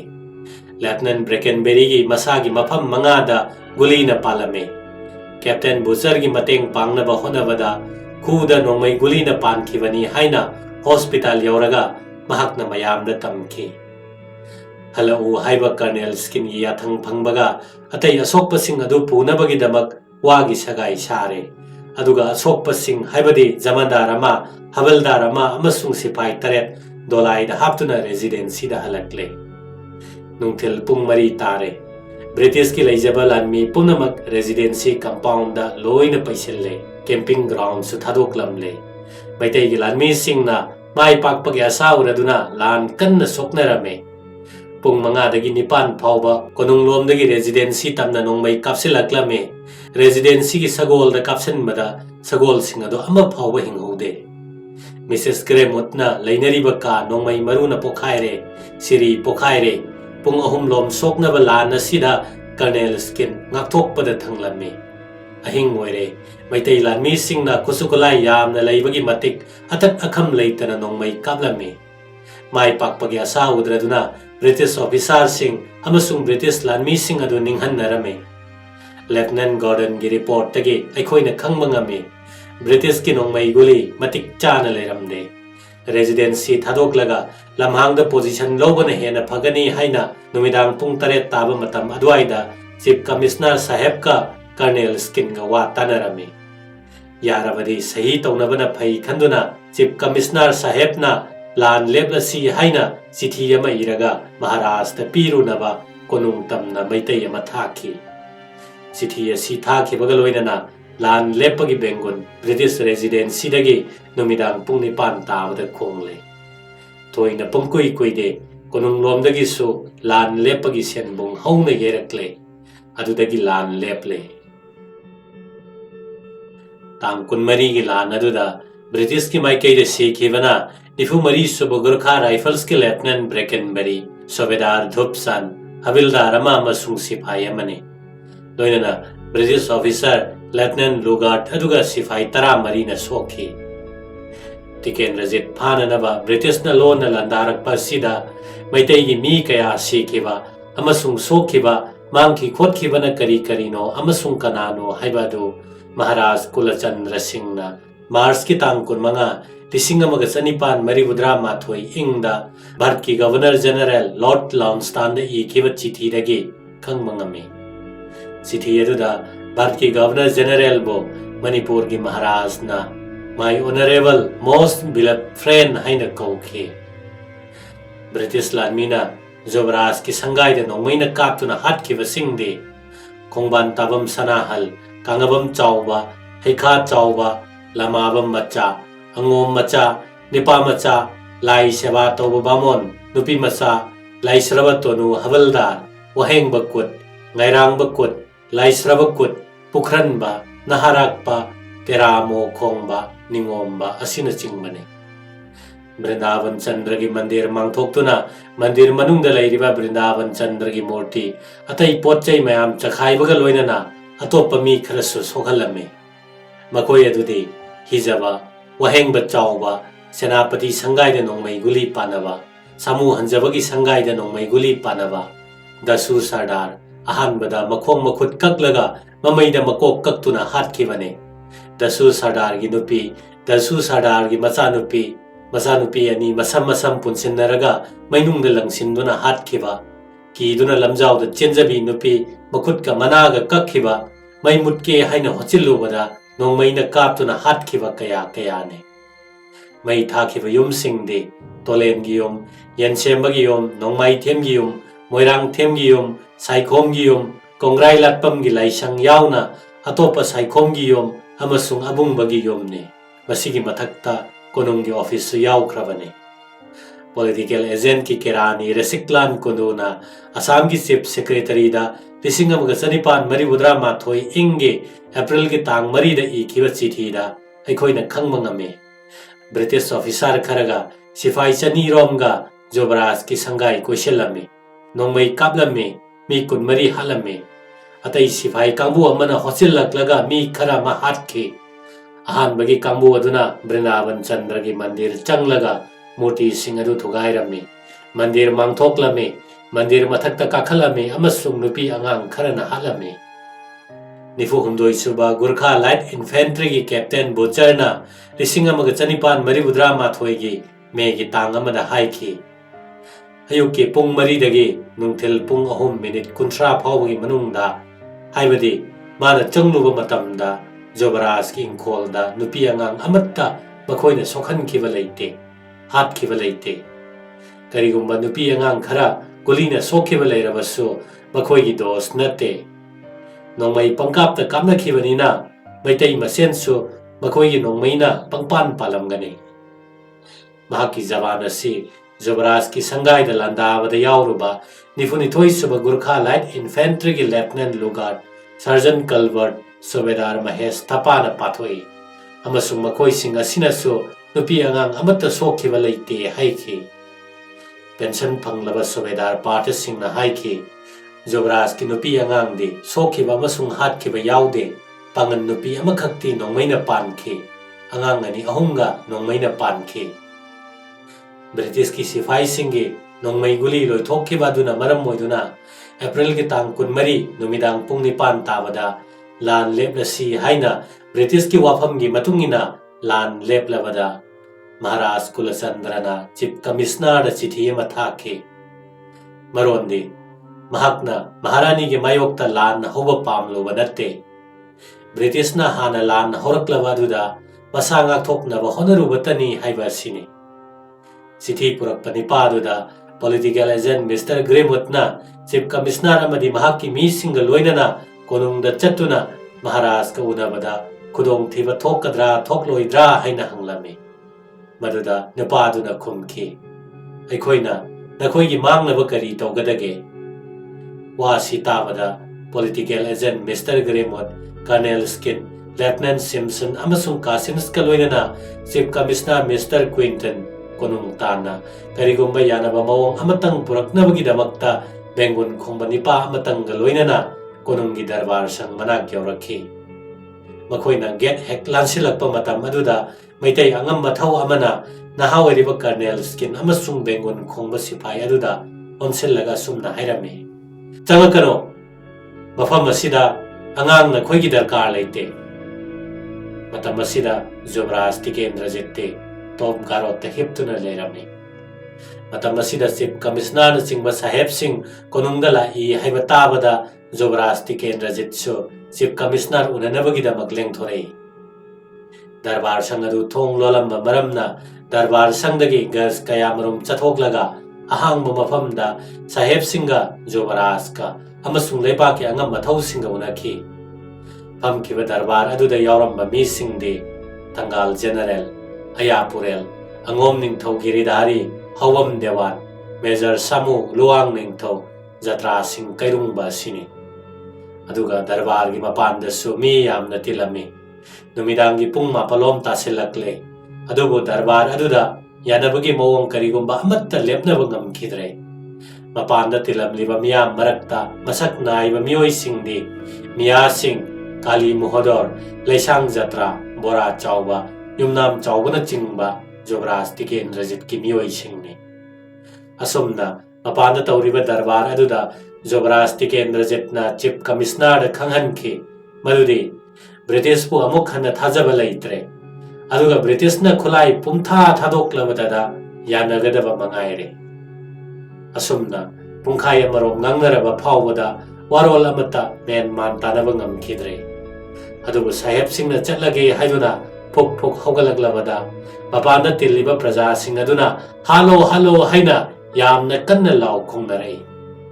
matam masida Mr. Grimwoodna Angom Ningthau Giridhari da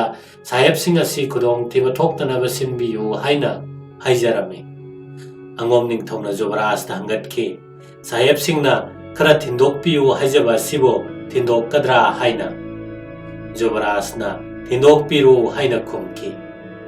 saheb sing asi thindorak pathorakpada tilamliba praja singna makhoi tamna phujilakle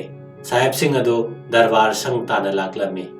miyam gi maraktagi amana Lieutenant Simpson gi makokta thangna yamki aduga Mr. Grimwood pu siri kakhalakpada pukramba pingang kajauna tana thille amasung Mr. Grimwood saheb kudak aduda siki Jatra Singh Phorungbana saheb sing asi kannabagi damak darbar gi thongjau kaukhaiduna saheb sing bu manungda thajin kirami darbar sang adu sololami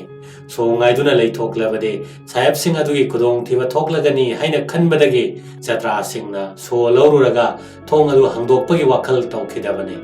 makhongna kaukhaiduna thongjau adu hangdokhibane miyamna nin khongba adu tabada Yuvaraj Tikendrajit mafam aduda tanna changsilakhi amasung tilamliba miyam adu chayama paiduna tanthoklami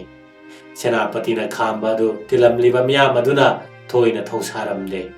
maramde Manipur da lanjau ma thokani maduda yeknaba migi I adu lai da iratrabade amasung makok manga adu punna phumjindrabade lan ngamloi haiba wafam ama puya da yawi haina thajanarame Tikendrajit amasung magi sakhi singi jaban matungina Chief Commissioner ga wari ngai hak sanaraga saheb sing adu asoi angam thoktanaba Angom Ningthau da sinaramle aduga lengsinkre Angom Ningthau na oina sajau oina thingel nanasing khomdra usaba abungjau yengkhoiba chaubi hidam machahal noni sing nepra machahal khamba sing laisraba machahal amasung dhajo sing mayengba machahal makhoi nipan da saheb sing adu sinaduna thamlame Chief Commissioner na chingba saheb sing adu bandi oina leirame Mr. Quinton na biswasghat tawduna senapati bu phage haina honaruba adugi mahutta senapati na mahaktum biswasghat tawduna phare matam maduda asokpa saheb amana ising kharadang pithakpiu haijabadagi Jatra Singh na saheb adubu ising pithaklame Tangal General na matam aduda top garota leiba mi makhai kauthokklame aduga Tangal masamak na saheb Singh bo usaba orfe aru Singh da saheb ki machin thupchillo hairame wafam asida usabana Tangal General gi hukum saheb Singh bo hatoklo haiba wafam asi achumbara haiba khangnabagi damak Yuvaraj ki manak tana chalame maduda Yuvaraj na madumak Tangal General gi hukum la haina hanglame aduga usabada madu tawrukhino ai lakhige hairame Yuvaraj ki anobo hukum asi tabaga usabana amukhana General da pawadu tamlame pawadu tabada Tangal General na khumlakhi Yuvaraj ti apang mane saheb Singh na ekhoi ge taisinna ba haibasi sukya mak yararoi do mane adubu Yuvaraj na hariba wasibu karino asumna solingai da Yuvaraj su lenglakle Tangal General ga unaduna wari ngai hak sanaraga chatkhe ngai hak leraga saheb Singh adu sangling bada sinakhro haiba Tanggal General gi hukum lakhi.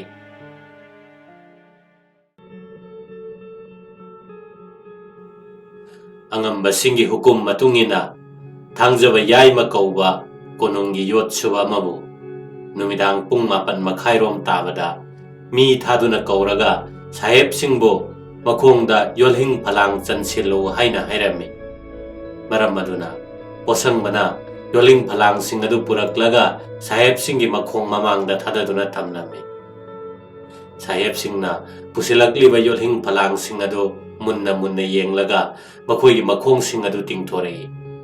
aduga mahakna saheb mari makka bengun khongbani pa aduga makhoi manga makki makhong adu yolhing phalang chansenki amasung makhut sing adu tungbunna na punki ngahak leiraga usaba amasung nepra macha hal anina bandi oirba saheb mari aduga bengun khongbani pa aduga makhoi manga makpu nongyai matung adwaida sangling mada sinaki numida sida tengjilaklaba hing aduda okrambaga laisang thembaga sanglingba anina laktuna makhoi bu kaure aduga makhoi ahum lanmi yarek sang tana laklame matung pung amarom lairaga yen khoiba lalup chingba laktuna khulai puduna mahakka loinana chatlasi hairame madugi matungda tendong thang haina khangnaba makhok sang na pan bathang adu puduna trilok sing nongthon ba satualga yen khoibaga loinana darbar holta na chalame sandri sing aduna bengun khong baduga loinana saheb mari makadu lakthong tana puraklame saheb sing aduga bengun khongba manga makasi sandri sing aduna sangling bada amamam moina sinarame sagol semadhana singna makhoi adu sa mamangda manga kaktuna hatki Manipur gi political agent hoiramba Major General Sir James Stona mahaki lairik My Experience in Manipur in Naga Hills kauba lairik kadugi lamai chani ga humudra nipanda kanagi wakhal na thenbadagi asigumba thodok thokibano haibadu asumna iri lausing yamna thenkiba si sarkar na hukum pikiba duna oigadra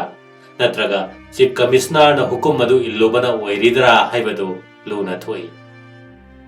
British officer sing hatkiba thodok ase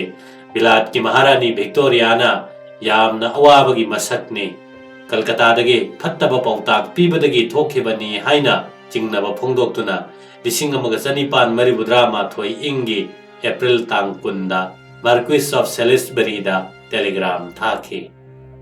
Bharat Sarkarna Tikendrajit ki mathakta tanthoknabagi akanba dandi pinanaba thaurang paikalamdrabani Manipur gi tungi itihasta ina machu sangnam loidabani amasung atopa sakpham ama lauramgadabani Maharani Victoriana Bharat lausinba matamda lauthoki mahakna kanagum amatagi laipakta khut thingjaloi amasung mahaki royal officers singna su khut thingjal halloi Manipur gi matangda Lord Lonsdowne na khut thingjiluduna thodok kasi thokibani sangling manipa sina court ta haiki madudi sahib sing asi mamai nong chup olame aduga mahak masamakti sahib singi oirom da leplaga mamai awang olame bengun khong manupa aduga sahib ani amaga makhoi ahumdi thangkak amumuk ta kaklame aduga sahib ani amadi thangkak ani rakta kakhe asumna makhoi sing asi halaba matungda maiba ani khak changaklame agak pamakok sing adu dhanasing masamak na puraga Maiba aniduna thinduna takpa nungoi bi kauba mafamda komadu kubom rom luna tauraga phumjilame Maiba ani aduna sahib singi makok sing adu iralame hatkiba sahib singi I adu hatkiba mafam adugi manakta lairiba sa ani adugi machinda taisilame darbar hall mayada hatkiba sahib adugi makhong natana atei sahib mari amasung bengun khongbani paga manga makki makhong di yoling phalang lothokpada makhong sing adu kakthalaga masa sing adu mi tara changna thangduna puraga naga basti da phumki wangthai pandit tolen singna haukiba thodokki marida asumna jaban piki mars ki tang kun mari gi ahing nongyaida mi khara laktuna top garota lau haina pau pire maiba hanjaba maiba hidanga loinana aihak top garot tana lakle aikhoina sa mamang lomda lakpada mi asibagi masa khara taduna leiba urame aduga mi yankai humpu muk kochat chatpasu thengnarame top garot ta hek yobaga Yuvaraj Tikendrajit Thangal General Ayapurel Major Luang Ningthau Colonel amasung atai mioi khara leiba wi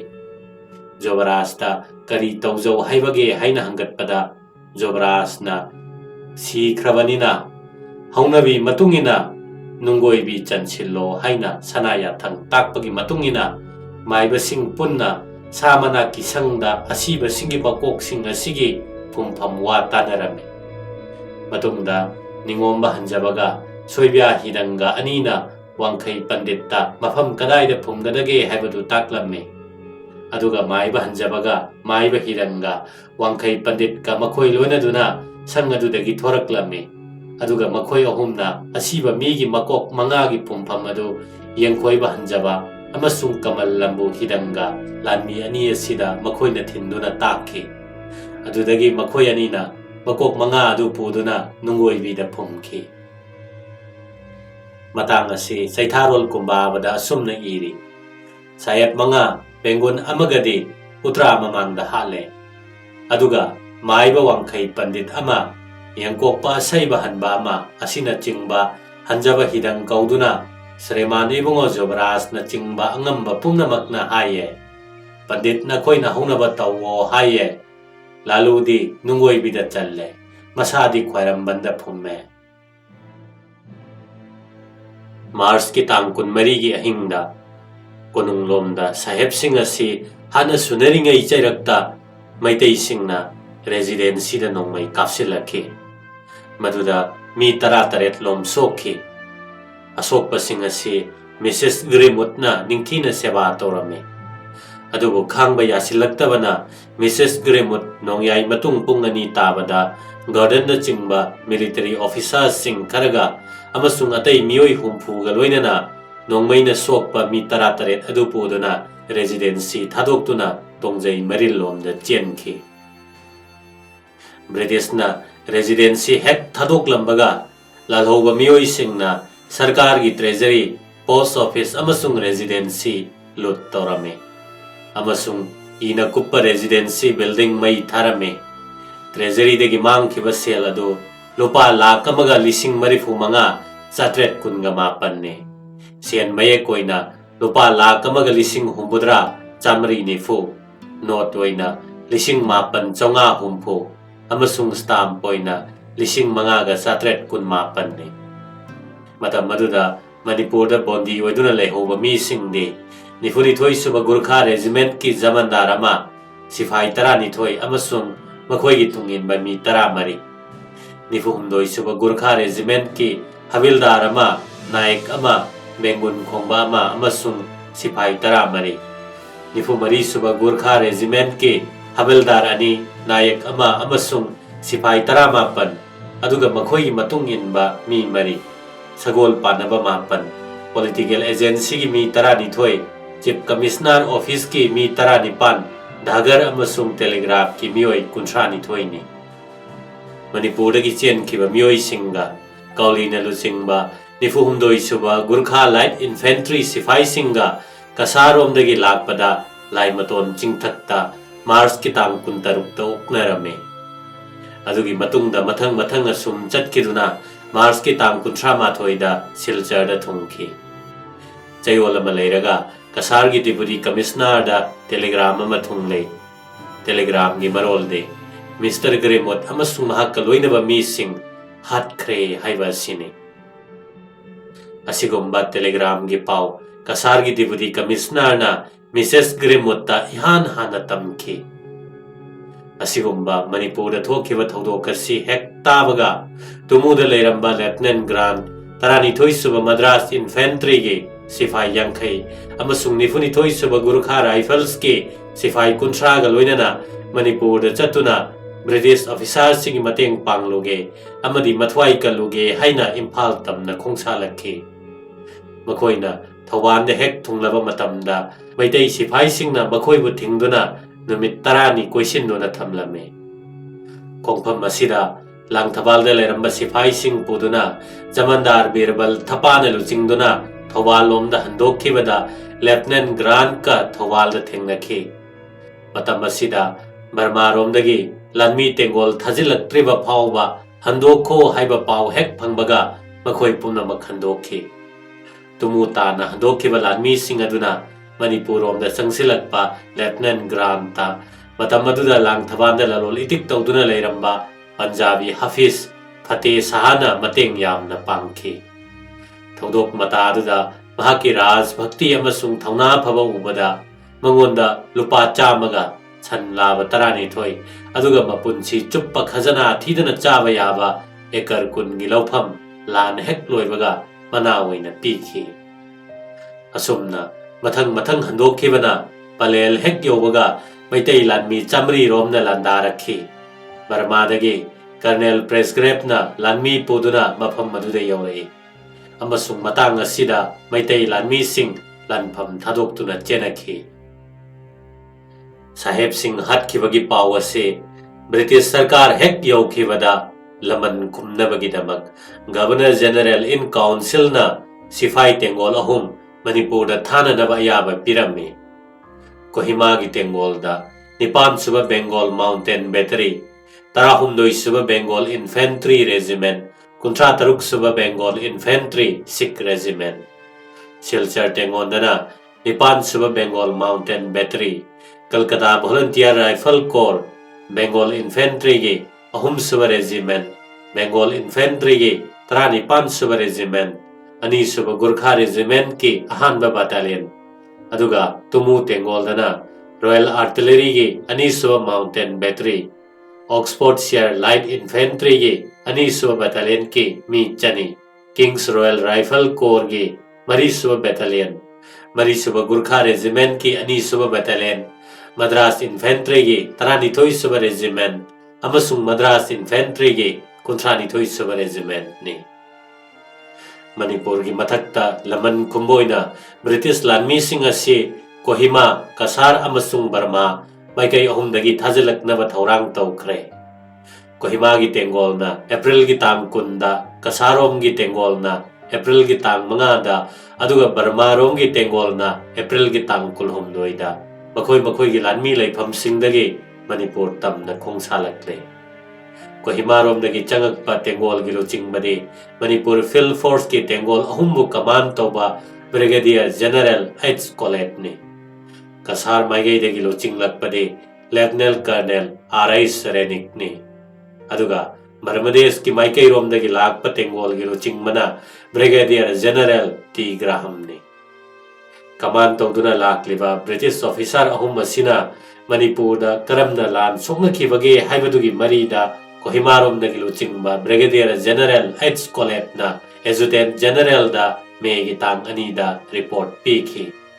अदुगा कसार माइकैरोमगी लुचिंगबा lieutenant colonel R I. सरेनिकना मेगी तांग 2दा Manipur field force की assistant adjutant general दा अदुगा बर्मदेश की लुचिंगबा ब्रिगेडियर जनरल टी. ग्राहमना एप्रिल तांग 18दा माना सोंगनरुबा लानफमगी मरमदा इदुना रिपोर्ट पिनरमे। कोहिमारोमदगी लाकपा तेंगोलदा यौरकपदी कैप्टन ए.आई.सी. बिर्स की मखादा 9ꯁꯨꯕ बेंगोल माउंटेन बैटरी की नोंमई अचौबा 3, लेफ्टिनेंट ए. सिलेस की मखादा 18ꯁꯨꯕ बेंगोल इन्फेंट्री की राइफल पाइबा सिपाही 10, 94ꯁꯨꯕ गुरखा राइफल्स की कैप्टन एच.डब्ल्यू. प्रेस्ली की मखादा 92ꯁꯨꯕ गुरखा राइफल्स की राइफल पाइबा सिपाही 100, कर्नल एच.एम. इबास की मखादा 94ꯁꯨꯕ गुरखा राइफल्स की राइफल पाइबा सिपाही 100, मेजर आर.के. Ridgeway VC. की मखादा 94ꯁꯨꯕ गुरखा राइफल्स की राइफल पाइबा सिपाही 400, कैप्टन डी.सी.एफ. मिसेंटियार की मखादा Assam military police Naga hills battalion की राइफल पाइबा सिपाही 200 जनरल कोलेटना एप्रिल की तांग 18दा कोहिमादगी असुमना लाउथोक्लमे। मणिपुर की खुलाई पाइबा लानमीसिंगना ब्रिटिश सरकार अमसुंग मागी लानमीसिंगबु थिंगबा मरमना लेपाक असिगी भारत की महारानी की मायोक्ता फोंगना लान हौबगी मरम लेरे। महाराज कुलचंद्र सिंह के लेपाक ngakpagi thabak loire amasung British sarkar gi hukum ama phangdre phauba aihakna athoiba leipak ngakpo oina ithau pangthokani asigi sumathakta aina sangsilakliba sibo thingdanaba khanghale konung lausinaba lalhobagi luchingba natraga lan haunaba insinba mioi singbo matik chaba dandi pinanaba amade British ki praja singbo विश्वासघात तौदुना हाथ खिबगा मरी लेनबा मियोई सिंगबो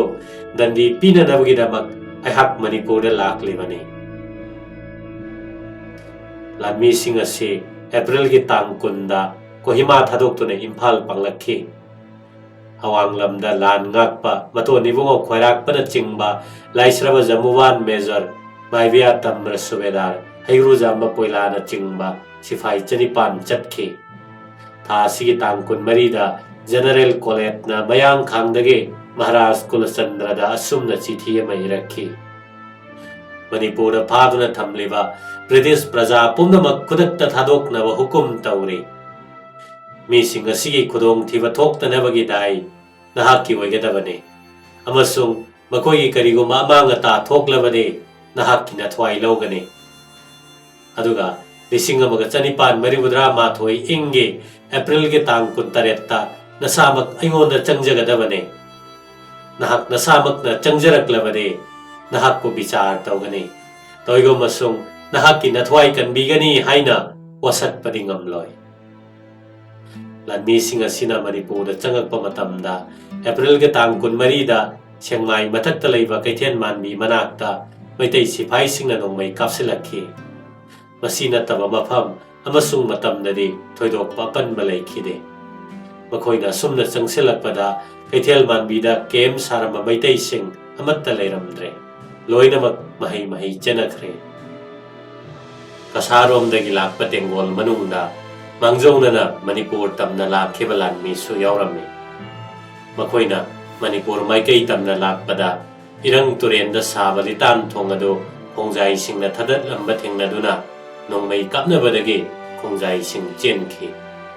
matungda British lanmi singaduna asum mathang laktuna kobum tampakdagi Manipur tampak yaunaba lakpada maitai gi tengolna mafam ahumda lamtup ta sarami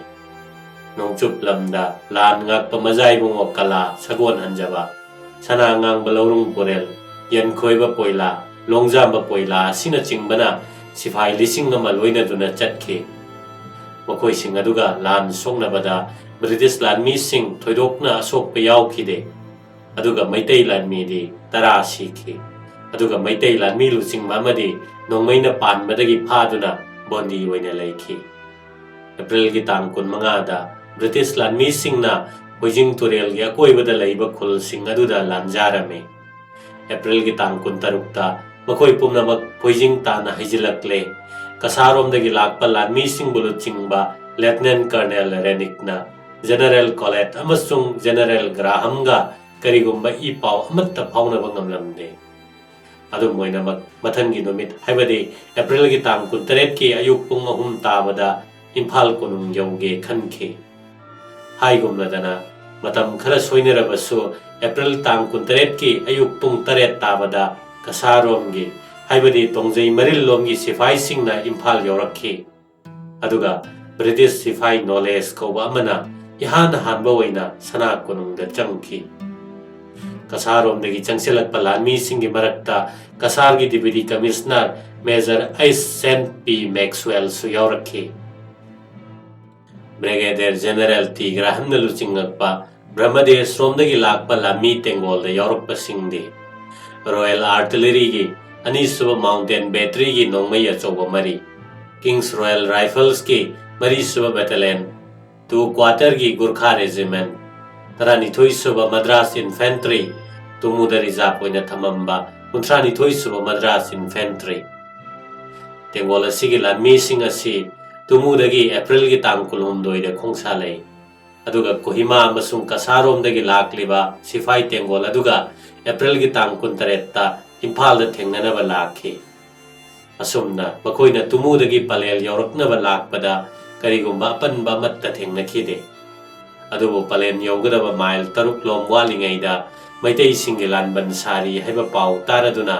Meitei लानमी मसिंग कयामुक ओइगदगे हाइबा खंगननबा लानजाबा मी थारखी असिगुमा लानजाबा कांबु असिगे लुचिंगबा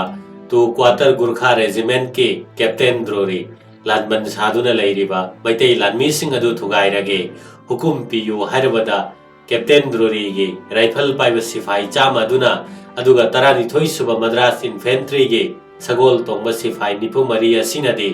मतिक चादे खनबदगे brigadier general T ग्राहमना captain रंदाल गी मखादा अनि सुबा mountain battery गे नोंगमई अचौबा अनि अमसुंग तु quarter गे Gurkha regiment की rifle पाइबा सिपाही चनी अमसो कैप्टन द्रोरी बु मतेंग पांगनबा हुकुम तौरमे captain रंदाल ना मफम मदुदे हेक थुंबगा मैतै लानबन यौगदबा गज लिसिंग अमरोम वालिंगैदा नोंगमई अचौबदु खिनखे अमसुंग मैतै लानमी सिंगदा कापसिनखे तंजा असिदा कैप्टन द्रोरीना माकी मखादा लैबा तु क्वार्टर गुरखा रेजिमेंट की सिपाही सिंग अमसुंग लेफ्टिनेंट ग्रांट ना मागी मखादा लैबा तरानिथोई सुबा मद्रास इन्फेंट्री की सिपाही सिंग पुरगा मथंग मथंग मैतै गी तेंगोल सारिबा मफम मदु ताना पुजिलै मतम असिदा कैप्टन कानेगी ना महाकी गुरखा सिपाही सिंग लोइनना मखारोमदगी फुजिलत्तुना मैतै लानमी सिंग खुदका हकथेंगनना लान सोंगनखे अप्रैल की तांग कुनमंगा की लानदा लेफ्टिनेंट ग्रांट अमसुंग लेफ्टिनेंट कॉक्स नोंगमैना पांदुना सोखी मदुदा मैतै लानमी सु यामना सीखे सना वांखैराक पमैपाक येनखोइबा मेजर न सिंगबा सिपाही हुमुद्रागा लोइनना थौबानदा लान गाक्लमे पौना मेजर सोंथा मिया मेजर अनीसो सिपाही चामरी पुदुना थौबाल ताना चंगसिलखी खोंजोम की लानफमदा पौना ब्रजवासी नोंगाखी ब्रह्मदेश रोमदगी लाकपा ब्रिटिश सिपाही सिंगना पलेन की लंबी रोमदा लाकपदा मैतै लानबन मनुंगदा मैतै लानमी हुमुद्रा तरुक अदुगा लानबन की मपानदा यांखैनिथोई की असिबा मसा सिंग थेंगनरमे ब्रिटिश लानमी सिंगना अहिंग अदु लानफम मनाक्ता लैबा युम मचा मचा सिंग अदुदा चंगदुना अहिंग लेनखी असुमना मखोइना इम्फाल माइकै तमना लाकपा सिदा मची मची खुदिंगदा मैतै लानमी सिंगना यामना कन्ना थिंगलमे पुमनमक माइथीबा पीदुना सुम लाकपना ब्रिटिश सिपाही सिंगना अप्रैल की तांग कुंतरुक की नुमित युंगबा मतम अद्वाइदा अरोंग तुरेल की थोंग फत्तबा सिंग अदु सगोलना लानबा अमदी लानमी सिंगना लानबा यानबा पुंग अमरोम चंगना सेमलगा तुरेल अदु लानबना थौबानदा थुंगखी नुमित असिगी नुमित युंगबा मतुंग अमसुंग अहिंग अदु नोंग यामना कन्ना चूखिबा मरमना मखोइना लाकपदा पनबा मवैखे अंग्रेज केरानी रसिकलान कुंदुना माइकई अहुमदा फिराल अंगोबा अममम पाइहंदुना लाल लेत्रे ब्रिटिश लानमीना नोंगमई काप कापतुना लाकलबदे नुपी अंगांग सन ब्राह्मण सोकपा तारे हाइदुना Nipah अहुम थाखे मखोई अदुगी ममिंगदे serum तोंबा मयांग Lambam Murali अमसुंग पुखरंबा Padma Singh कौई British लानमी Singh असिना अप्रैल की तांग कुंतरेट की अयुक पुंग मरी ताबदगे थौबालदगी इन्फाल तमना लाकपा लंबीदा करिगुंबा अपनबा मत थेंगनखिदे अयुक की पुंग तरा ताबदा इम्फाल योरखी असुमना माइकई अहुमदगी लाकपा तेंगोल अहुम असि अप्रैल की तांग कुंतरेट की निंगथौकाबा नुमित की अयुक पुंग तरा माथोई ताबदा इम्फाल दा थेंगनखी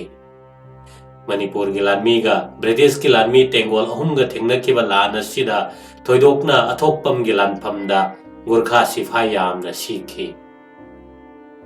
मणिपुर हेक लौसिल्लबा मतम मदुदा नोंगमैना चिंगबा खुसुखलाई खोंगतनबगीदमक मणिपुर फील्ड फोर्स की लुचिंगलिबा ऑफिसरना मणिपुर प्रजा सिंगदा असुमना खंगहनखे मणिपुर फील्ड फोर्स पुलुसिंगलिबा ऑफिसर जनरल कॉलेटना हानगी मणिपुर की निंगथौगी प्रजा सिंगदा हुकुम मसिना खंगहले अतई हुकुम अमा थोक्तरिबा फावबा मणिपुरदा कनागुमा मी अमत्तना नोंगमई अमसुंग खुसुखुलाई थांगना चिंगबा थम्बा यारोय पुमनमक अदु नोटिस असि तौबगी नुमित 8 निगी मनुंगदा मणिपुर की लानबंदा चीफ पॉलिटिकल ऑफिसर दा पिखतकदबने हुकुम असि तौख्रबा मतुंगदा कनागुमना थमलंबा थोक्लबदि महाक अदु हाटपा नत्रगा मपानदा थादोकपगी दंडी पीगने ब्रिटिश सिपाही सिंगना कोनुंग चंगदुना पोतचै पुमचाई चैखाइरमे amasung mai thadoklame aduga lanmi gi khulai thampham sang adu so kapkhairame Mr. Quinton amadi Mr. Grimut na chingbagi phumjin khiba masa sing adu leinung dagi phoktok tuna mapung phaba lanmi gi sanman galoinana amuk khana phumjelame April gi tang kontra gi numidang wairamda Captain Ellen amasung Captain Cresken Royal Engineer anina kangla sani adugi machinda hat khiba saheb sing adugi I taisilami haibagi damak dynamite chanduna sani adu kapkhai thi matang ase Zaitharol kumbabada sumna iri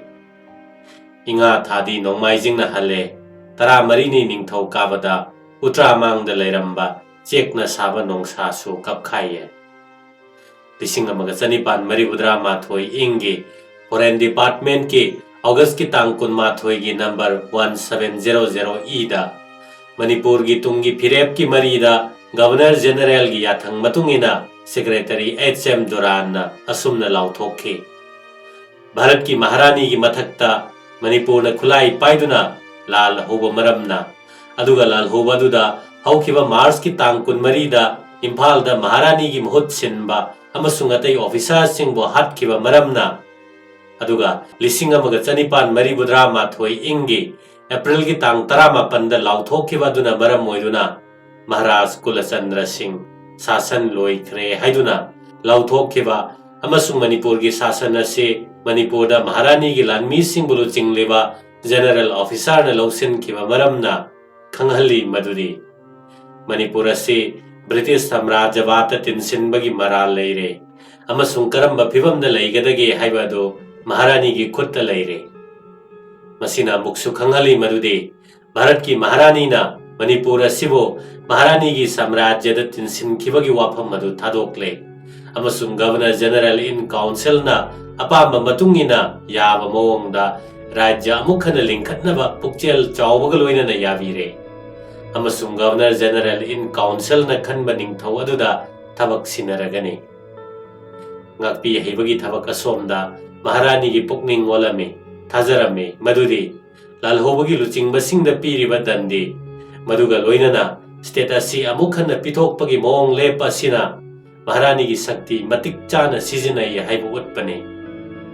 asigi matungda Governor General in Council na state asingak naba misak akhan naba adugi maming amasung mangonda pigadaba sakti adugi mawong lauthokani British na Manipur lausin khibaga loinana Major H.P. Maxwell na Manipur gi hanba Chief Political Officer oire Chief Commissioner na singba saheb mga hatkiba mi singbo pharakpa mi singda sel oina mana pigani haina Chief Secretary E.M. Sims na asumna lautoklame Manipur gi ningthauna British Sarkar gi mathakta lan hoba maramna amasung haukiba Mars ki tangkun marida British officer kaya marombo biswasghat tawduna hatkiba maramna aduga mathakta pankriba ningthau amasung mahaki angam mathau sing General Singh amasung lalhobaduga mari lainaba manai masal sing pumba pharunaba amasung dandi pirunaba lanmi tharakpa aduna maram moiduna British ki lanmi na changakpada mi singna chenkhiba yaba maramna khanghali madudi asigumba mioi sing asina Burma da lairabasu phagadabane amasung khwaidagi nakpa magistrate natraga police officer da pithokadabane amasung makhada ming paliba mioi sing asi phaba ngamba mioida mana pigani madudi Manipur gi ningthau lupa lising manga senapati lupa lising manga dolai roi hanjaba lupa lising ani jila sing lupa lising ani thangal general lupa lising ani Niranjan Subedar lising ama mioi sing asina ahanbada Manipur da saheb sing thumjilakduna akan malan gi phibam torakpa ubada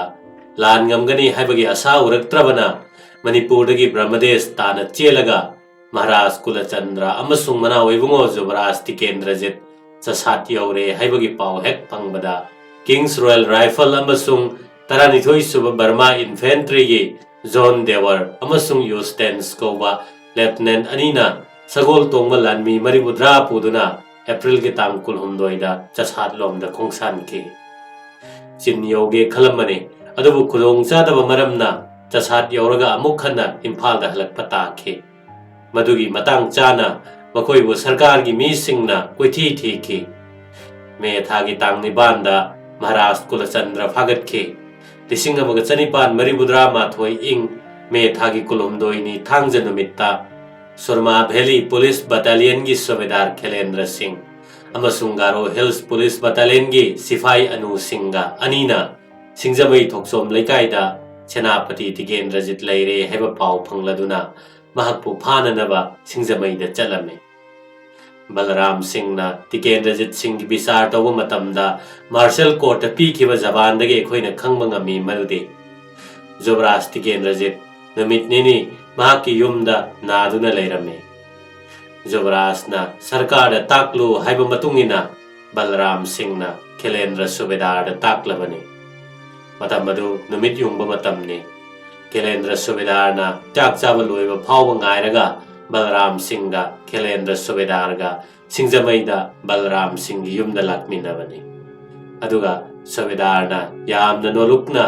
ꯁꯦꯅꯥꯄꯇꯤꯕꯨ ꯁꯥꯍꯦꯕꯁꯤꯡꯒꯤ ꯃꯅꯥꯛ ꯇꯥꯅ ꯆꯠꯅꯕ ꯍꯥꯏꯕꯗ ꯁꯦꯅꯥꯄꯇꯤꯅ "ꯑꯗꯨꯗꯤ ꯉꯁꯤꯗꯤ ꯑꯩꯒꯤ ꯏꯄꯣꯛ ꯅꯨꯃꯤꯠꯅꯤ, ꯐꯠꯇꯦ, ꯍꯌꯦꯡ ꯆꯠꯁꯤ" ꯍꯥꯏꯅ ꯍꯥꯏꯔꯕꯗ ꯁꯨꯕꯦꯗꯥꯔꯅ "ꯃꯗꯨꯗꯤ ꯌꯥꯔꯣꯏ, ꯉꯁꯤꯃꯛ ꯆꯠꯇꯕ ꯌꯥꯗ꯭ꯔꯕꯅꯤ" ꯍꯥꯏꯔꯨꯕꯗꯒꯤ ꯁꯨꯕꯦꯗꯥꯔꯒ ꯁꯦꯅꯥꯄꯇꯤꯒ ꯍꯛꯆꯥꯡꯒ ꯊꯦꯡꯅꯅ ꯅꯝꯅꯕꯗ ꯁꯨꯕꯦꯗꯥꯔꯕꯨ ꯁꯦꯅꯥꯄꯇꯤꯅ ꯉꯛꯊꯤ ꯆꯞꯈꯤꯗꯨꯅ ꯈꯨꯗꯣꯡ ꯌꯥꯝꯅ ꯆꯥꯛꯈꯤꯗꯦ꯫ ꯑꯁꯤꯒꯨꯝꯕ ꯇꯥꯟꯖꯥ ꯑꯁꯤꯗ ꯃꯥꯒ ꯂꯣꯏꯅꯔꯤꯕ ꯒꯥꯔꯣ ꯍꯤꯜꯁꯀꯤ ꯄꯨꯂꯤꯁ ꯑꯅꯨꯁꯤꯡꯅ ꯑꯆꯧꯕ ꯇꯦꯝꯄꯥꯛ ꯂꯩꯇꯨꯝ ꯑꯃꯅ ꯇꯤꯀꯦꯟꯗ꯭ꯔꯖꯤꯠꯇ ꯀꯟꯅ ꯊꯥꯖꯤꯟꯈꯤ꯫ ꯇꯦꯝꯄꯥꯛ ꯑꯗꯨꯅ ꯇꯤꯀꯦꯟꯗ꯭ꯔꯖꯤꯠꯀꯤ ꯃꯆꯤꯟꯕꯥꯟꯗ ꯄꯥꯟꯗꯨꯅ ꯉꯥꯏꯍꯥꯛ ꯉꯛꯆꯥꯅꯔꯤꯉꯩ ꯑꯅꯨꯁꯤꯡꯅ ꯁꯦꯅꯥꯄꯇꯤꯕꯨ ꯐꯥꯕꯗ ꯃꯇꯦꯡ ꯄꯥꯡꯁꯤꯟꯕꯅ ꯑꯃꯗꯤ ꯁꯦꯅꯥꯄꯇꯤꯅ ꯑꯅꯥꯕꯒꯤ ꯃꯩꯆꯥꯛꯅ ꯄꯥꯡꯒꯜ ꯈꯔ ꯍꯟꯊꯔꯛꯄ ꯃꯇꯝꯒ ꯊꯣꯛꯈꯤꯕꯅ ꯁꯦꯅꯥꯄꯇꯤꯕꯨ ꯃꯈꯣꯏ ꯑꯅꯤ ꯆꯪꯗꯨꯅ ꯐꯥꯕ ꯉꯝꯈꯤꯕꯅꯤ꯫ ꯁꯦꯅꯥꯄꯇꯤꯕꯨ ꯃꯤ ꯅꯦꯛꯇꯨꯅ ꯀꯪꯂꯥ ꯇꯥꯅ ꯄꯣꯔꯒ ꯄꯨꯍꯟꯈꯤ꯫ ꯕꯣꯟꯗꯤꯕꯨ ꯐꯥꯗꯨꯅ ꯄꯨꯔꯛꯄ ꯂꯝꯁꯥꯡ ꯑꯗꯨ ꯃꯅꯤꯄꯨꯔꯤ ꯌꯥꯝꯅ ꯇꯤꯜꯂꯝꯃꯤ ꯑꯃꯁꯨꯡ ꯃꯈꯣꯏꯅ ꯊꯧꯗꯣꯛ ꯑꯗꯨꯗ ꯍꯧꯔꯛꯀꯗꯕꯣꯏ ꯈꯜꯂꯝꯃꯤ꯫ ꯇꯧꯏꯒꯨꯝꯕꯁꯨꯡ ꯊꯕꯛꯇ ꯃꯅꯤꯄꯨꯔꯒꯤ ꯅꯤꯡꯊꯧ ꯑꯣꯏꯔꯝꯕ ꯅꯨꯄꯥꯗꯨꯕꯨ ꯀꯨꯂꯤꯅ ꯄꯣꯗꯨꯅ ꯄꯨꯔꯛꯄ ꯑꯗꯨꯗ ꯂꯝꯕꯤ ꯆꯠꯄ ꯃꯤꯁꯤꯡꯅ ꯊꯣꯏꯅ ꯊꯧꯁꯥꯔꯝꯗꯦ ꯍꯥꯏꯅ ꯑꯦꯂꯥꯕꯥꯗꯇ ꯐꯣꯡꯕ ꯄꯥꯏꯑꯣꯅꯔ ꯍꯥꯏꯕ ꯄꯥꯎꯆꯦ ꯑꯗꯨꯗ ꯏꯔꯝꯃꯤ꯫ ꯃꯇꯥꯡ ꯑꯁꯤ ꯆꯩꯊꯥꯔꯣꯜ ꯀꯨꯝꯕꯥꯕꯗ ꯑꯁꯨꯝꯅ ꯏꯔꯤ: "ꯀꯥꯂꯦꯟ ꯊꯥꯗꯤ ꯊꯥꯡꯖꯅ ꯍꯥꯜꯂꯦ, 15ꯅꯤ ꯊꯥꯡꯖꯗ ꯊꯥ ꯁꯥꯅ ꯐꯪꯉꯦ"꯫ ꯑꯗꯨ ꯅꯨꯃꯤꯠꯇ ꯃꯅꯥꯎ ꯏꯕꯨꯡꯉꯣ ꯌꯨꯕꯔꯥꯖ ꯁꯤꯡꯖꯃꯩ ꯊꯣꯛꯆꯣꯝ ꯂꯩꯀꯥꯏ ꯗꯦꯋꯥꯟꯒꯤ ꯌꯨꯝꯗꯒꯤ ꯐꯥꯔꯛꯑꯦ꯫ ꯃꯇꯝ ꯑꯁꯤꯗ ꯂꯝꯕꯤꯗ ꯎꯕ ꯀꯅꯥꯒꯨꯝꯕ ꯑꯃꯠꯇꯅ ꯁꯥꯍꯦꯕꯁꯤꯡꯕꯨ ꯀꯤꯕꯅꯔ ꯃꯅꯤꯄꯨꯔꯒꯤ ꯗꯤ ꯐꯦꯛꯇꯣ ꯔꯨꯂꯔ ꯇꯤꯀꯦꯟꯗ꯭ꯔꯖꯤꯠꯄꯨ ꯃꯇꯦꯡ ꯄꯥꯡꯒꯦ ꯍꯥꯏꯅ ꯆꯣꯡꯊꯣꯔꯛꯈꯤꯗꯦ꯫ ꯃꯍꯥꯛꯀꯤ ꯃꯇꯨꯡ ꯏꯟꯕꯤꯈꯤꯕ ꯑꯇꯣꯞꯄ ꯌꯥꯎꯈꯤꯗꯦ꯫ ꯃꯃꯥ ꯄꯣꯛꯇꯕꯤ ꯊꯣꯛꯆꯣꯝ ꯅꯤꯉꯣꯜ ꯑꯃꯁꯨꯡ ꯃꯍꯥꯛꯄꯨ ꯄꯣꯛꯄ ꯃꯕꯨꯗꯧꯒ ꯑꯅꯤ ꯑꯁꯤꯗꯪꯗꯤ ꯌꯨꯕꯔꯥꯖꯀꯤ ꯃꯇꯨꯡ ꯏꯜꯂꯛꯈꯤ꯫ ꯅꯤꯔꯟꯖꯟ ꯁꯨꯕꯦꯗꯥꯔꯅ 1934 ꯏꯪꯒꯤ ꯃꯦꯒꯤ ꯇꯥꯡ 2ꯗ ꯊꯪꯒꯥꯜ ꯖꯦꯅꯔꯦꯜ, ꯃꯦꯒꯤ ꯇꯥꯡ 8ꯇ ꯑꯉꯧ, ꯁꯦꯅꯥꯄꯇꯤꯕꯨ ꯃꯦꯒꯤ ꯇꯥꯡ 19ꯗ ꯑꯗꯨꯒ ꯖꯤꯂꯥꯉꯝꯕꯕꯨ ꯃꯦꯒꯤ ꯇꯥꯡ 22ꯗ ꯃꯊꯪ ꯐꯥꯒꯠꯈꯤ꯫ ꯑꯁꯨꯝꯅ ꯐꯥꯒꯠꯂꯨꯕ ꯃꯤꯑꯣꯏꯁꯤꯡꯗ ꯃꯅꯤꯄꯨꯔꯒꯤ ꯆꯤꯐ ꯄꯣꯂꯤꯇꯤꯀꯦꯜ ꯑꯣꯐꯤꯁꯥꯔ H.P. ꯃꯦꯛꯁꯋꯦꯜ ꯁꯥꯍꯦꯕꯅ ꯃꯅꯥ ꯄꯤꯕꯒꯤ ꯂꯥꯎꯊꯣꯛꯈꯤꯕꯗꯤ ꯂꯨꯄꯥ 18,000ꯅꯤ꯫ ꯑꯗꯨꯕꯨ ꯃꯅꯥ ꯄꯤꯕ ꯃꯇꯝꯗꯗꯤ ꯀꯣꯟꯅꯗꯗꯨꯅ ꯂꯨꯄꯥ 19,000 ꯁꯨꯅ ꯐꯥꯕ ꯆꯠꯂꯨꯕ ꯃꯤꯁꯤꯡ ꯑꯃꯁꯨꯡ ꯐꯥꯅꯕ ꯍꯣꯠꯅꯕꯗ ꯃꯇꯦꯡ ꯄꯥꯡꯂꯨꯕ ꯃꯤꯁꯤꯡꯗ ꯌꯦꯟꯊꯣꯛꯈꯤ꯫ ꯃꯅꯥꯒꯤ ꯁꯦꯟꯐꯝ ꯃꯌꯥꯝ ꯑꯁꯤ 1934ꯒꯤ ꯃꯦꯒꯤ ꯇꯥꯡ 28ꯇ ꯆꯤꯐ ꯄꯣꯂꯤꯇꯤꯀꯦꯜ ꯑꯣꯐꯤꯁꯥꯔ ꯃꯦꯖꯔ ꯃꯦꯛꯁꯋꯦꯜꯅ ꯌꯦꯟꯊꯣꯛꯈꯤ꯫ ꯃꯍꯥꯛꯅ ꯃꯅꯥ ꯑꯣꯏꯅ ꯌꯦꯟꯊꯣꯛꯈꯤꯕ ꯁꯦꯜꯁꯤꯡ ꯑꯁꯤ ꯐꯪꯈꯤꯕ ꯃꯤꯑꯣꯏꯁꯤꯡꯒꯤ ꯃꯅꯨꯡꯗ ꯁꯨꯕꯦꯗꯥꯔ ꯑꯃ, ꯁꯤꯐꯥꯏ ꯑꯃ, ꯁꯔꯀꯥꯔꯒꯤ ꯃꯈꯥꯒꯤ ꯊꯥꯛꯀꯤ ꯀꯔꯃꯆꯥꯔꯤ ꯑꯃ, ꯁꯔꯀꯥꯔꯒꯤ ꯄꯦꯟꯁꯟ ꯐꯪꯂꯕ ꯀꯔꯃꯆꯥꯔꯤ ꯑꯃꯁꯨ ꯌꯥꯎꯔꯤ꯫ ꯑꯇꯩ ꯃꯤꯑꯣꯏꯁꯤꯡꯗꯤ ꯁꯔꯀꯥꯔꯒꯤ ꯀꯔꯃꯆꯥꯔꯤ ꯅꯠꯇꯦ꯫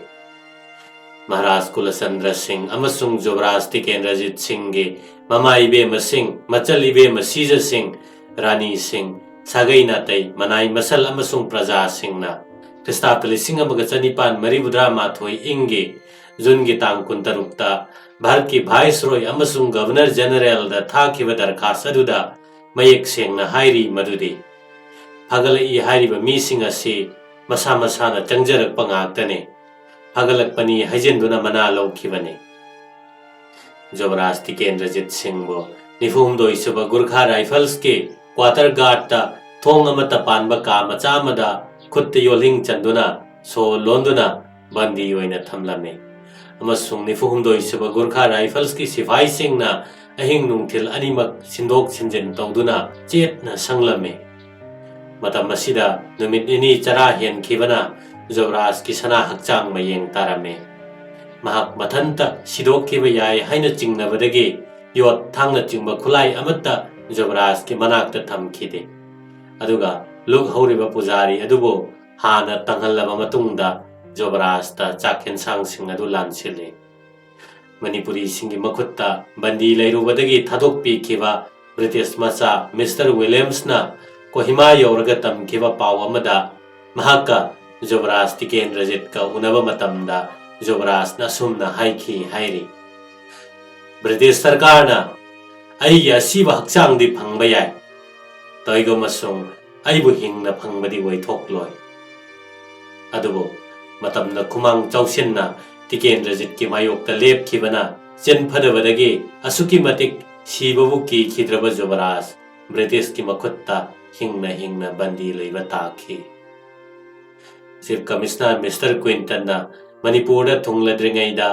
मणिपुर कैजाव अमा थुना फारगनी हाइबा कोलकातादगी टेलीग्राम अमा मणिपुर थुंखे अमसुंग मदु लेपाक निंगथौ पुमनमक चिंगनबा पोखी हाइना मतम मदुगी पॉलिटिकल एजेंट मिस्टर ग्रेमुड की डायरी दे इरमे अवैबा मक वैना टेलीग्राम मदुगी मरोलगा थोखिबा थौदोक्का चप चानखरे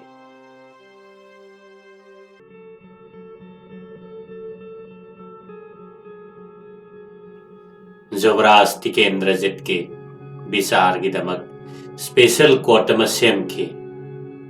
मदुगी प्रेसिडेंट ना lieutenant colonel saint John Fancourt Michael assistant adjutant general ना वेखी अतई member अनिदे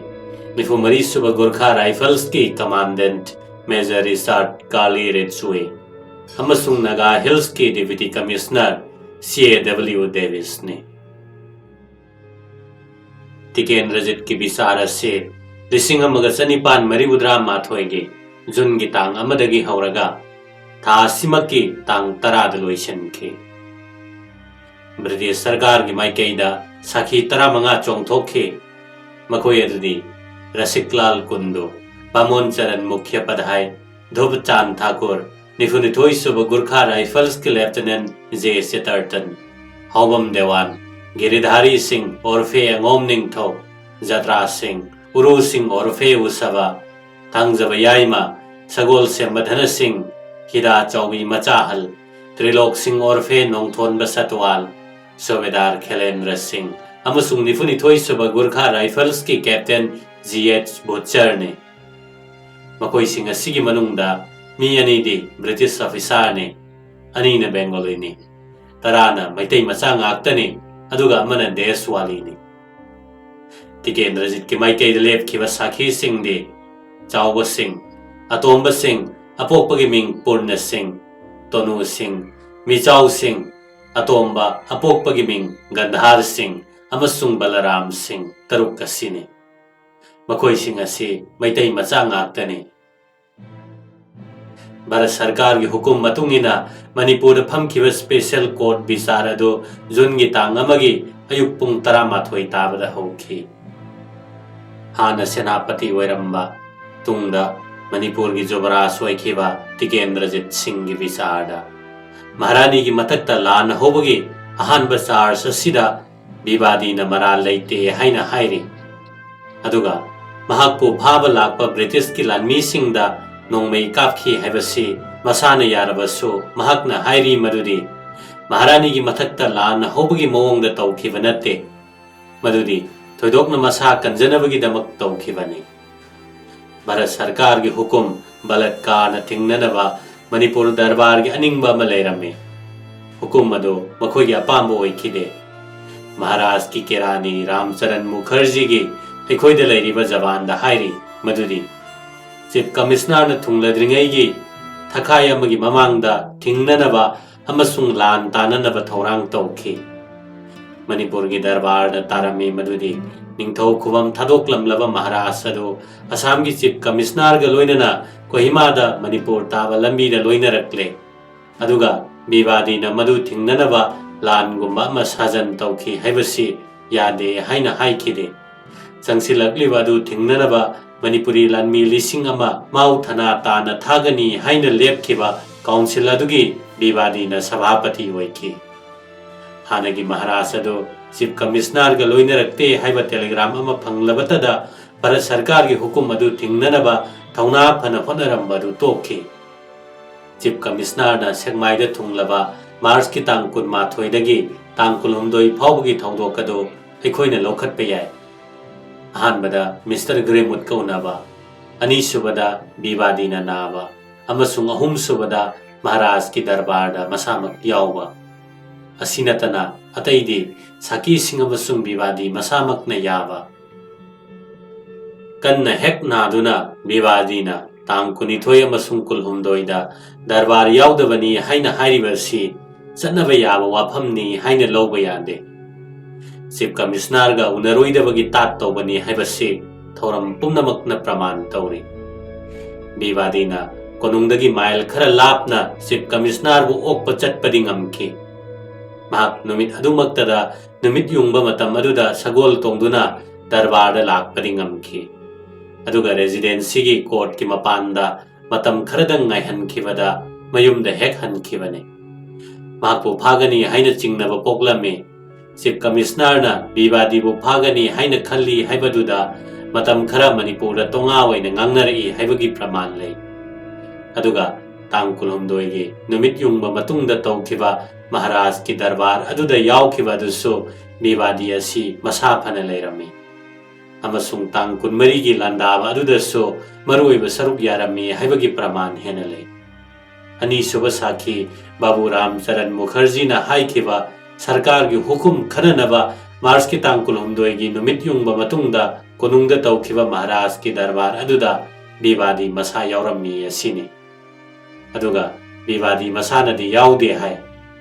Ani suba sakhi Babu Ram Charan Mukherjee na pikiba paring naiba jaban adu mabuk yamna sengna pi.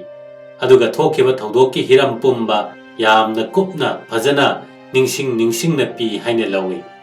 Aduga wafam masida magi jabana si lawba yai. Adudagi aikhoi Mars ki tang kunmari gi ayuk ki wafam da lakle. Sarkar gi maikaidagi wakatpagi sakhi punamakna praman leire. Aduga Bibadi amasung defense ki sakhi ne yare madudi Manipuri amasung British lanmi singna nongmai kapnaba hokibasi tang kunmari gi ayuk angan madani. Aduga irep leptana numit chupa nongmai kapna khibani. Numidang gi pung nipalom tabada nongmai kapnabadu lepkhibani. Bibadi na maralasi kharadang mayeng tahannabagi damak mahaki lanmi singda hana nongmai kapakpani hairi. Masamaki sakhi singi manungda amakhakna nongmai kapasi British na hali hai. Aduga sakhi asimakna masana amuksu yari madudi mana hairibadu chap chabadi khangde. Maramdi mana hairiba nongmai kapagi makhol tabada mahak mikap thorakhi. Aduga thunamak mapanda chenthokhlami. Amaromdana Captain Butcher, Lieutenant Chatterton, Havildar Dhupchan gi jawan da hairi madudi British lanmi singna hana nongmai kapkhide. Amasung lanmi bulu chingba officer singna makhoida hana nongmai kaplaktriba makai nongmai kaploidabani haiba hukum adu section na inki haibagi maramda officer ani aduna praman tawri. Ahanbada nongmai kapasi Manipur gi maikaidagi kapakpani haibagi praman lei haibasi aikhoina lawi. Aduna tang kunmari da residency da phujilakpagi akanba thaudang yakhi haibagi praman lei. Ayuk kanganbada mahakna chingkhai romdagi anemba leipal lomda leiba mi singbo yengsen khochil halami. British ki lanmina matam maduda magi mayum khudum chanduna leiba aduga Yuvaraj ki sangai da nongmai kapsilakhiba. Numidang wairamdana mahakna top khinba amasung nongchup thangba leipanda nongmai kapthorakhiba makul hutuna saba madu yengselami. Aduga lanmi singbulu chingbani haibasi masana tawbani haiba yai. Aduga tang kunmari gi numidang wairamda lan lepagi hukum tawkhibasu yai. Mahakna ningbu ninglabadi mikup amagi manungda mahakki lanmisingna nongmai kapa adu lephanba amasung sandigi phiral haigatpa ngamlamgadabani haibasi singnaningai leitaba wafamne aroibada mahakna tang kunmari gi ahingda British ki lanmisingbu changjaro o haiki Bibadi gi mayokta leiriba hanba charge asi praman charabani haina courtna mot amata oire British officer singna Mars ki tang kunmari gi ahingda lanban gi manungda Bibadi bu darbar unaki haibasi yanaraba wafamne Bibadi na hairiba numit adugi thokiba thodok adugi marida maikai animakta nungai taba phongdoknaraba matungda mahakna British lanmisingbu makoigi khulai thadok haningbagi wa haike aduga madutada mahakna makoibo Kohima phawba asoyangam thoktana thindokani haike aduga amuk haikibana Manipur gi lanmising ase asuki matik saurabana luton kakiduna mana khamba ngambagi sakti irai leikidre hairiba wafam adu chief commissioner na yadrabada darbar du loisinkhre Bibadi darbar thadokre aduga top garot lomda chatkre British officer sing adu mayoknaba maikaida chatkinaba thamle nongpok lomdagi bevar amasung Manipur gi chanabi gi ona tainabada leiba asigumba thaudaw asina British ki mihut oiribasing adugi mathakta yamna saure haibasi phongdokki miyam adu hanna mayai kaduna leirame amasung makoigi ningthau machagi thaudaw asina thunamak officer singi mathakta hingsa gi saktam amu utki makoina tana thinki nongmai tokningna sokhi aduga thangna yanduna hatlo haina laukhi aduga officer singi manungda amadi khulaina sokhi amasung angom ningthaugi thaurangdagi officer sing adu darbar sangi siri mathak yawa ngamki makoigi manungda Mr. Grimwood gate adu hek changsilakpada tana thinki amasung siri makhada taduna mafam aduda adum sikhi lau khongnarakpagi khonjel tabada Bibadina amuk halaktuna pangluludana miyam adu tankhaiki aduna mangonda mibu laksinba ngambagi matik chaba mawonggi shakti lei haibasi utli adudagi mahakna officer sing adubo soida ngamdana senau haina angom ningthauda hukum pirame aduga makoigi soida ngamdanaba amuk honaramdana magi yamna chanajaraba marup Mr. Grimwoodna siri makhada siduna tababu una amadi atai saheb singsu khudong thiba ma thuna mak tholakpa yai haibasi khangna adum chatki mahakna officer sing adu asoyangam thokhandana makoigi kem yaukinaba honaramde matam maduda nongmai yamna kapna khiba maramdagi honakhidabani hai toigumasung aikoigi matik chaba praman lei madudi nongyai yaudriba phawba nongmai amuk khanna kapnaramde aduga darbar adu numidang pung mapalom tabada tawki haibagi praman le Bibadi masana mukka hairi madudi jatra sing amasung usabana mahakpu naraba matungda nongmai kaplamde aduga sakhi sing asina mahakna darbar sang thadoktuna chatkraba matungda mahakpu leipandu tana thirakhi maram asina mana hariba wa si sumdabani haiduna mawa laudre mahakna tawge haibabu ninglamlabadi officer sing adu get mapan yomna thindokpa ngambagi sakti lei haibasi chingnaramde haibagi praman lei maramde magi misingna magi hukum inba aduga makoibu lakchinba ngambagi praman lei mahakna hariba sing asi chummi haina lauraba phawbada officer sing adubu top garot tana natraga lanban tana asoyangam thoktana leirunaba pubada thingbinaba kanamata leiba nate mahakna angom ningthauda officer sing adugu senarunaba haiduna chumnatagi haikibani aduga lanmi sing adu yengnanaba lanban tana chatki masina praman tauribadi mahakna saheb sing asibo matam aduda hatninglamdrabasu mahakna pamba karigumba kharadangidamak makoibu dandi oina thamninglammi Bibadina lanbanda leiringaida jatra sing amasung usabana tamkibadi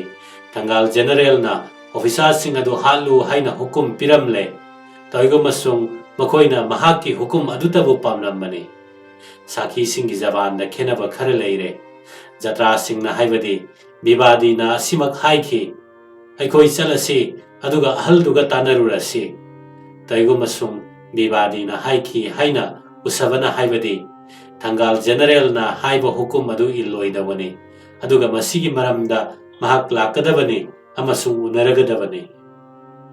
Bivadina Thangal General na hatpagi hukum pi haibagidamak ifong pong na maral siri. Matam maduda jatra sing top garota lairami. Toigumasung mahak wari saba loiba phawang ngairamde. Jatra singga loinarak pausaba darbar sang tana chatki amasung bivadina top garota Thangal General ga wari saba chatki badu mahak na uhawi. Amasung pungkhay amarongi matungda yengkhoiba matam aduda lakhi. Amasung hairami madudi General Thangal na British officer sing adubo sangling bada sinakro haina hukum tauki. Mahakna adudagi matau karamna darbar hall dagi puthokhiba amasung sa mamangi gate tana pukhiba adugi mawong adu tamki. Toigumasung hatpamakti ukide. Adudagi mahakna top garot tana chatki. Mahaki ahoba jabanda mafam aduda bibadi leiramde hai. Aduga amuk yet padadi mafam aduda mahak leirami hairi. Taramathoi suba sakhi hida chawbina usabagi jaban adu achumbani haina yaki. Toigumasung makha amuk takhibadi mahakna officer sing adubo lanmi gi mafamda sinaruraga top garot lomda halakpadadi Yuvaraj ka Thangal General ga anina wari saduna leiramba adu thengnakhi. Aduga sakhi asigi matungina sanglingbagi sardar adu sanglingbagi thabak aduda yaurami. Tara mari suba sakhi yengkhoibana hida chawbi amasung usaba anina piriba jaban adumak adum hairi. Aduga madugi mathakta hena kanaba machak kama pi. Khudam moina hai madudi Thangal General na mangonda sumna haiki. Yuvaraj asigi mamangda saheb sing asi sanglingmada sinakro haiduna nangonda haiki. Aduga karigi nahakna sinadribano. Aduga karigi matam aduda Yuvaraj ti ka aduda tumboi tumdaboi taurami. Mana haiki madudi saheb sing adu sanglingmbagi makutta sinaruraba matungda top garot lomda halakpadadi bivadi bu ukhide hai. Sanglingba sing kauroi haibasi mahakna yaramde. Tara suba sakhi sanglingmana mi hatkibagi maramda akuppa marol adu piri. Mana haiki madudi Yuvaraj ki hukumna mahak mafam aduda leirambani.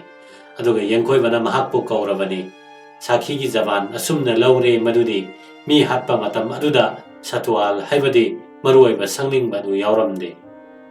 Tarani thoi suba sakhi satwal haibadi sanglingbagi luchingba aduna mahaki jaban asibu achumbani haina yare. Aduga yengkhoibana makhoibu kaurai haibasi soidabani. Mahakna asimasu hai madudi mi hatpa aduda mahak yaukhide. Manipuri sakhi pumnamakna piriba jaban asi khara makhaidi chummi haibasi sanglingba adu natana makhoigi manungda kanamatana hatkribasing adu ui haina yaroi. Aduga mi halabagi hek matungda kari thokrabagi haibagi jaban pikhibadu thoina hena thajaba yadabani.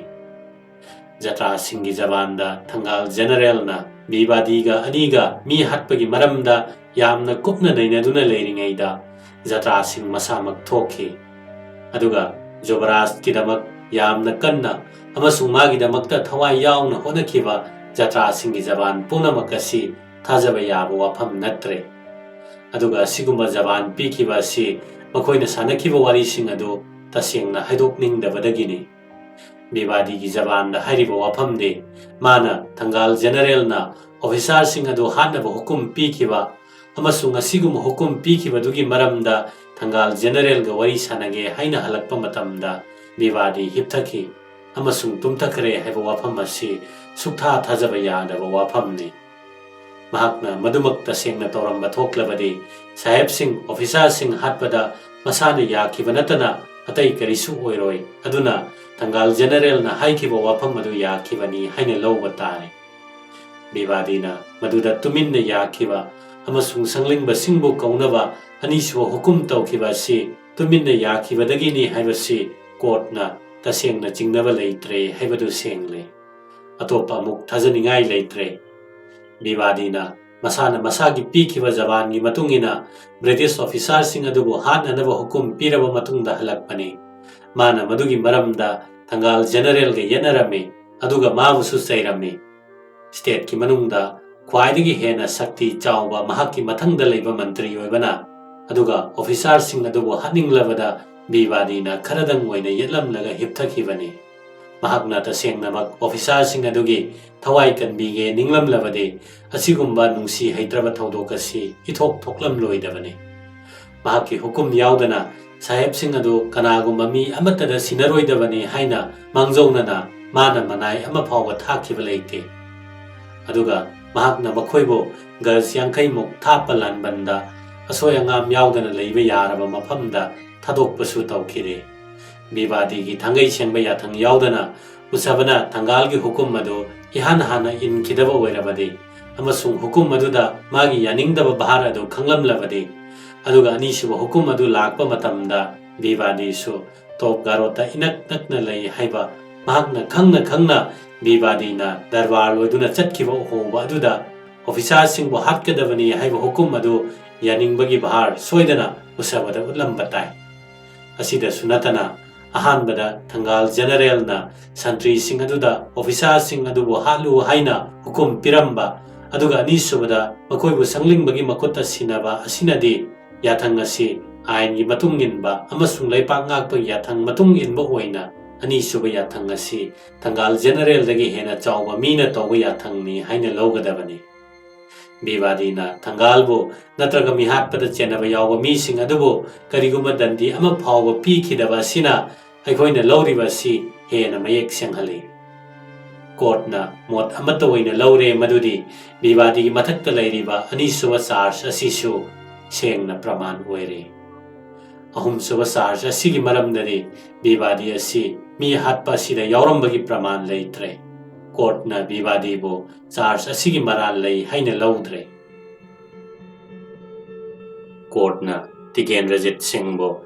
ahanba amasung anisuba siriba maral adu leire haina lawre. Haibadi mahakna Kristapta lising amaga sanipan maribudra mathoi inge Mars ki tang kun marida aduga adwaida Maharani ki mayokta Manipurda lan hauki. Aduga Assam ki Chief Commissioner Mr. Quinton Nifunithoi suba Gurkha Rifles ki Lieutenant Simpson amasung Assam ki Chief Commissioner ki Assistant Secretary Mr. Kasinspo hatpada tengbang ki. Courtna mahakpo ahum suba charge asigi maral leite haina lawre. Courtna hukum tawri madudi Tikendrajit Singh orfe Yuvaraj orfe Manipur ki senapati nahakpu sidri phawba ngaksamda thawri thoduna pharsi tawgane. Dandi asi Bharat ki Governor General in Council ki ayaba change bisar asigi che chang pumba mangonda tharagane. Tikendrajit ki advocate Sankinat ba sakna Ingrezi da lauthokkiba court ki rai adu maitai londa handoktuna Tikendrajit potahallame. Rai adu Tikendrajit Singh na chauthokna amadi nachungdana tarame. Rai haidokpadu tabada Tikendrajit na utkiba phibam adu chimbal adu khajiktang lenglami haiba sitane. Rai haidokpa matam aduda court aduda Manipuri ama phaw masak uba phangkhide. Tikendrajit Singh ge bisar gi record pumnamak Jun gi tang anida amasung tara marida Bharat Sarkar da aroiba hukum pibinabagi damakta thake. Bharat Sarkar gi aroiba hukum ado lising amaga sanipan maribudra mathoi inge August ki tang tara mathoi gi ayukta Manipur da thunglei. Amasung Tikendrajit Singh bo hatpada takhiba rai ado manjur tawrakle. Amasung hukum ado pangthoklo hairakle. Bharat Sarkar ki hukum asigi matungina sahi asigi August ki tang tarani thoida Manipur Field Force po command tawriba Major General H. Colette na Manipur leibak ki praja pumnamakta asumna lauthokki. Manipur leibak ki praja pumnamakta khanghali Manipur leibak asida wathokna Bharat ki Maharani ki sifaiga lam tawba amasung Chief Commissioner saheb na chingba saheb singbo hatpagi maramna aran mami singbo pharaduna Jun thada Manipur asida bichar tawre. Maduda Bisarpati Singh na Sri Tikendrajit Bir Singh Senapati bo lale haduna Pharsi gi hukum tawba do lat saheb na manjur tawri. Maram asina Tikendrajit Bir Singh Senapati bo Pharsi tawragane. Tang tarani thoy asigi numidang wairam Pharsi tawgudaba nongma walingaida Tikendrajitpu Farsi tawduna halagani haiba hukum ama masada khangalami amasung makhoi gi mari matasing unaba yagani hairami. Tikendrajit hanabagi thorang adu Major General Commanding na August ki tang 12 da tawkhiba hukum number 495 execution aduda asumna iri 12 suba Gurkha Rifles ki rifle paiba sifai kun amasung 94 suba Gurkha Rifles ki rifle paiba sifai chani hayeng tang 13 gi nungthel pungmari tabada konunggi nongchup thonggi mapanda Farsi gi sagai sariba mafam aduda kwas tawduna leigadabane amasung makhage asumna leigadabane madudi Farsi gi sagai adugi awang thangba maikeida ahanba amasung ani suba Gurkha Rifles ki sifai chamag yankhai leigadabane Farsi sagai gi makha thangba maikeida 94 suba Gurkha Rifles ki sifai chama yankhai leigadabane Farsi sagai gi nongchup thangba maikeida ahanba amasung ani suba Gurkha Rifles ki sifai yankhai amasung 94 suba Gurkha Rifles ki sifai yankhai leigadabane 94 suba Gurkha Rifles ki Colonel H. Evans na sifai sing asuba command tawgadabane British officer amana luchingba 94 suba Gurkha Rifles ki rifle paiba sifai yankhai na bandi leiriba Tikendrajit po 94 suba Gurkha Rifles ki quarter guard tagi Farsi gi sagai mafam adu phawba thindorakadabane Tikendrajit po thindorakadaba guard sing adu 94 suba Gurkha Rifles ki quarter guard ta nungthil pungmari minute 15 da kwas tawduna leigadabane Thangal General po thindorakpa British officer amana luchingla guard singa commissariat kudam gi mamang da pungadabane amasung Farsi sagai mafam tana lakminnagadabane amasung makhoi guard chama sina mari suba maikeida mamai nongchup ona lepkadabane Provost Marshal amasung Manipur da leiriba senior medical officer yawgadabane Nipan suba Bengal Mountain Battery bu command tawriba officer na sifai nifu maikei khuding da sifai tara na praja singbu changhandanaba sifai singdagi gas yankhai thapna leihangadabane thabakta sijinagadaba sifai sing asi nattaba garrison da leihoba sifai singna makhoi gi line da British officer amagi makha da leigadabane kulai paigadabane chongthorakpa yanaba sem saduna leigadabane Farsi gi sagai adu saba August ki tang 13 gi numit yungba matamda pumloi loiki Bir Tikendrajit pu nungsiba mioi kaya na ayuk angan badagi hongna tillai British ki record matungina numit aduda tilamba praja sing adu chaurakna 9,000 gi mathakta oigani hairi August ki tang 13 sagol sen numitni akaknaba matam yorakladuna Bir Tikendrajit pu Gurkha sifai singna cheksinna Farsi gi sagai chariba mafam adu tana purakle hana hukum tawkhiba matungina sifai chamngana maikei mari makoisin duna laikhre Tikendrajit na matau karamna Farsi gi sagai manak tana changlakpage haibadu Surendranath Mitra na The Manipur War 1899 koba mahakki lairiki lamai humphumari da sumna iri Yuvaraj pukning irang langtak na dana chalami amasung mathanta taha dana kaira kakhalami matang adu Nipan suba Gurkha Rifles ki Lieutenant Colonel Alvan Wilson Diesona mahaki sport and service in Assam and elsewhere kobalariki lamai nifuda sumna iri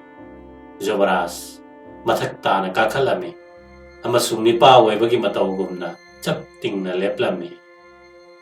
Tikendrajit na Farsi gi sagai mathak hek yobada hatpagi hukum adu amukhan masada khanghalame kaithem tin khalakpa nungtin pung mangarom taba matamda Yuvaraj Tikendrajit Farsi tawduna hatke Bir Tikendrajit Farsi tawbagi drissa adu Lieutenant Colonel Alvan Wilson masamakna uhobadu asumna iri Sergeant taduna Senapati gi ngaksamda Farsi gi thauri adu hukchele aduga mawong chana semjele aduga bandi asibo Farsi tawduna hatke asigumba aroiba drissa sibo Manipur District Gazetteer da sumna iri polo ground da Farsi gi sagai sarame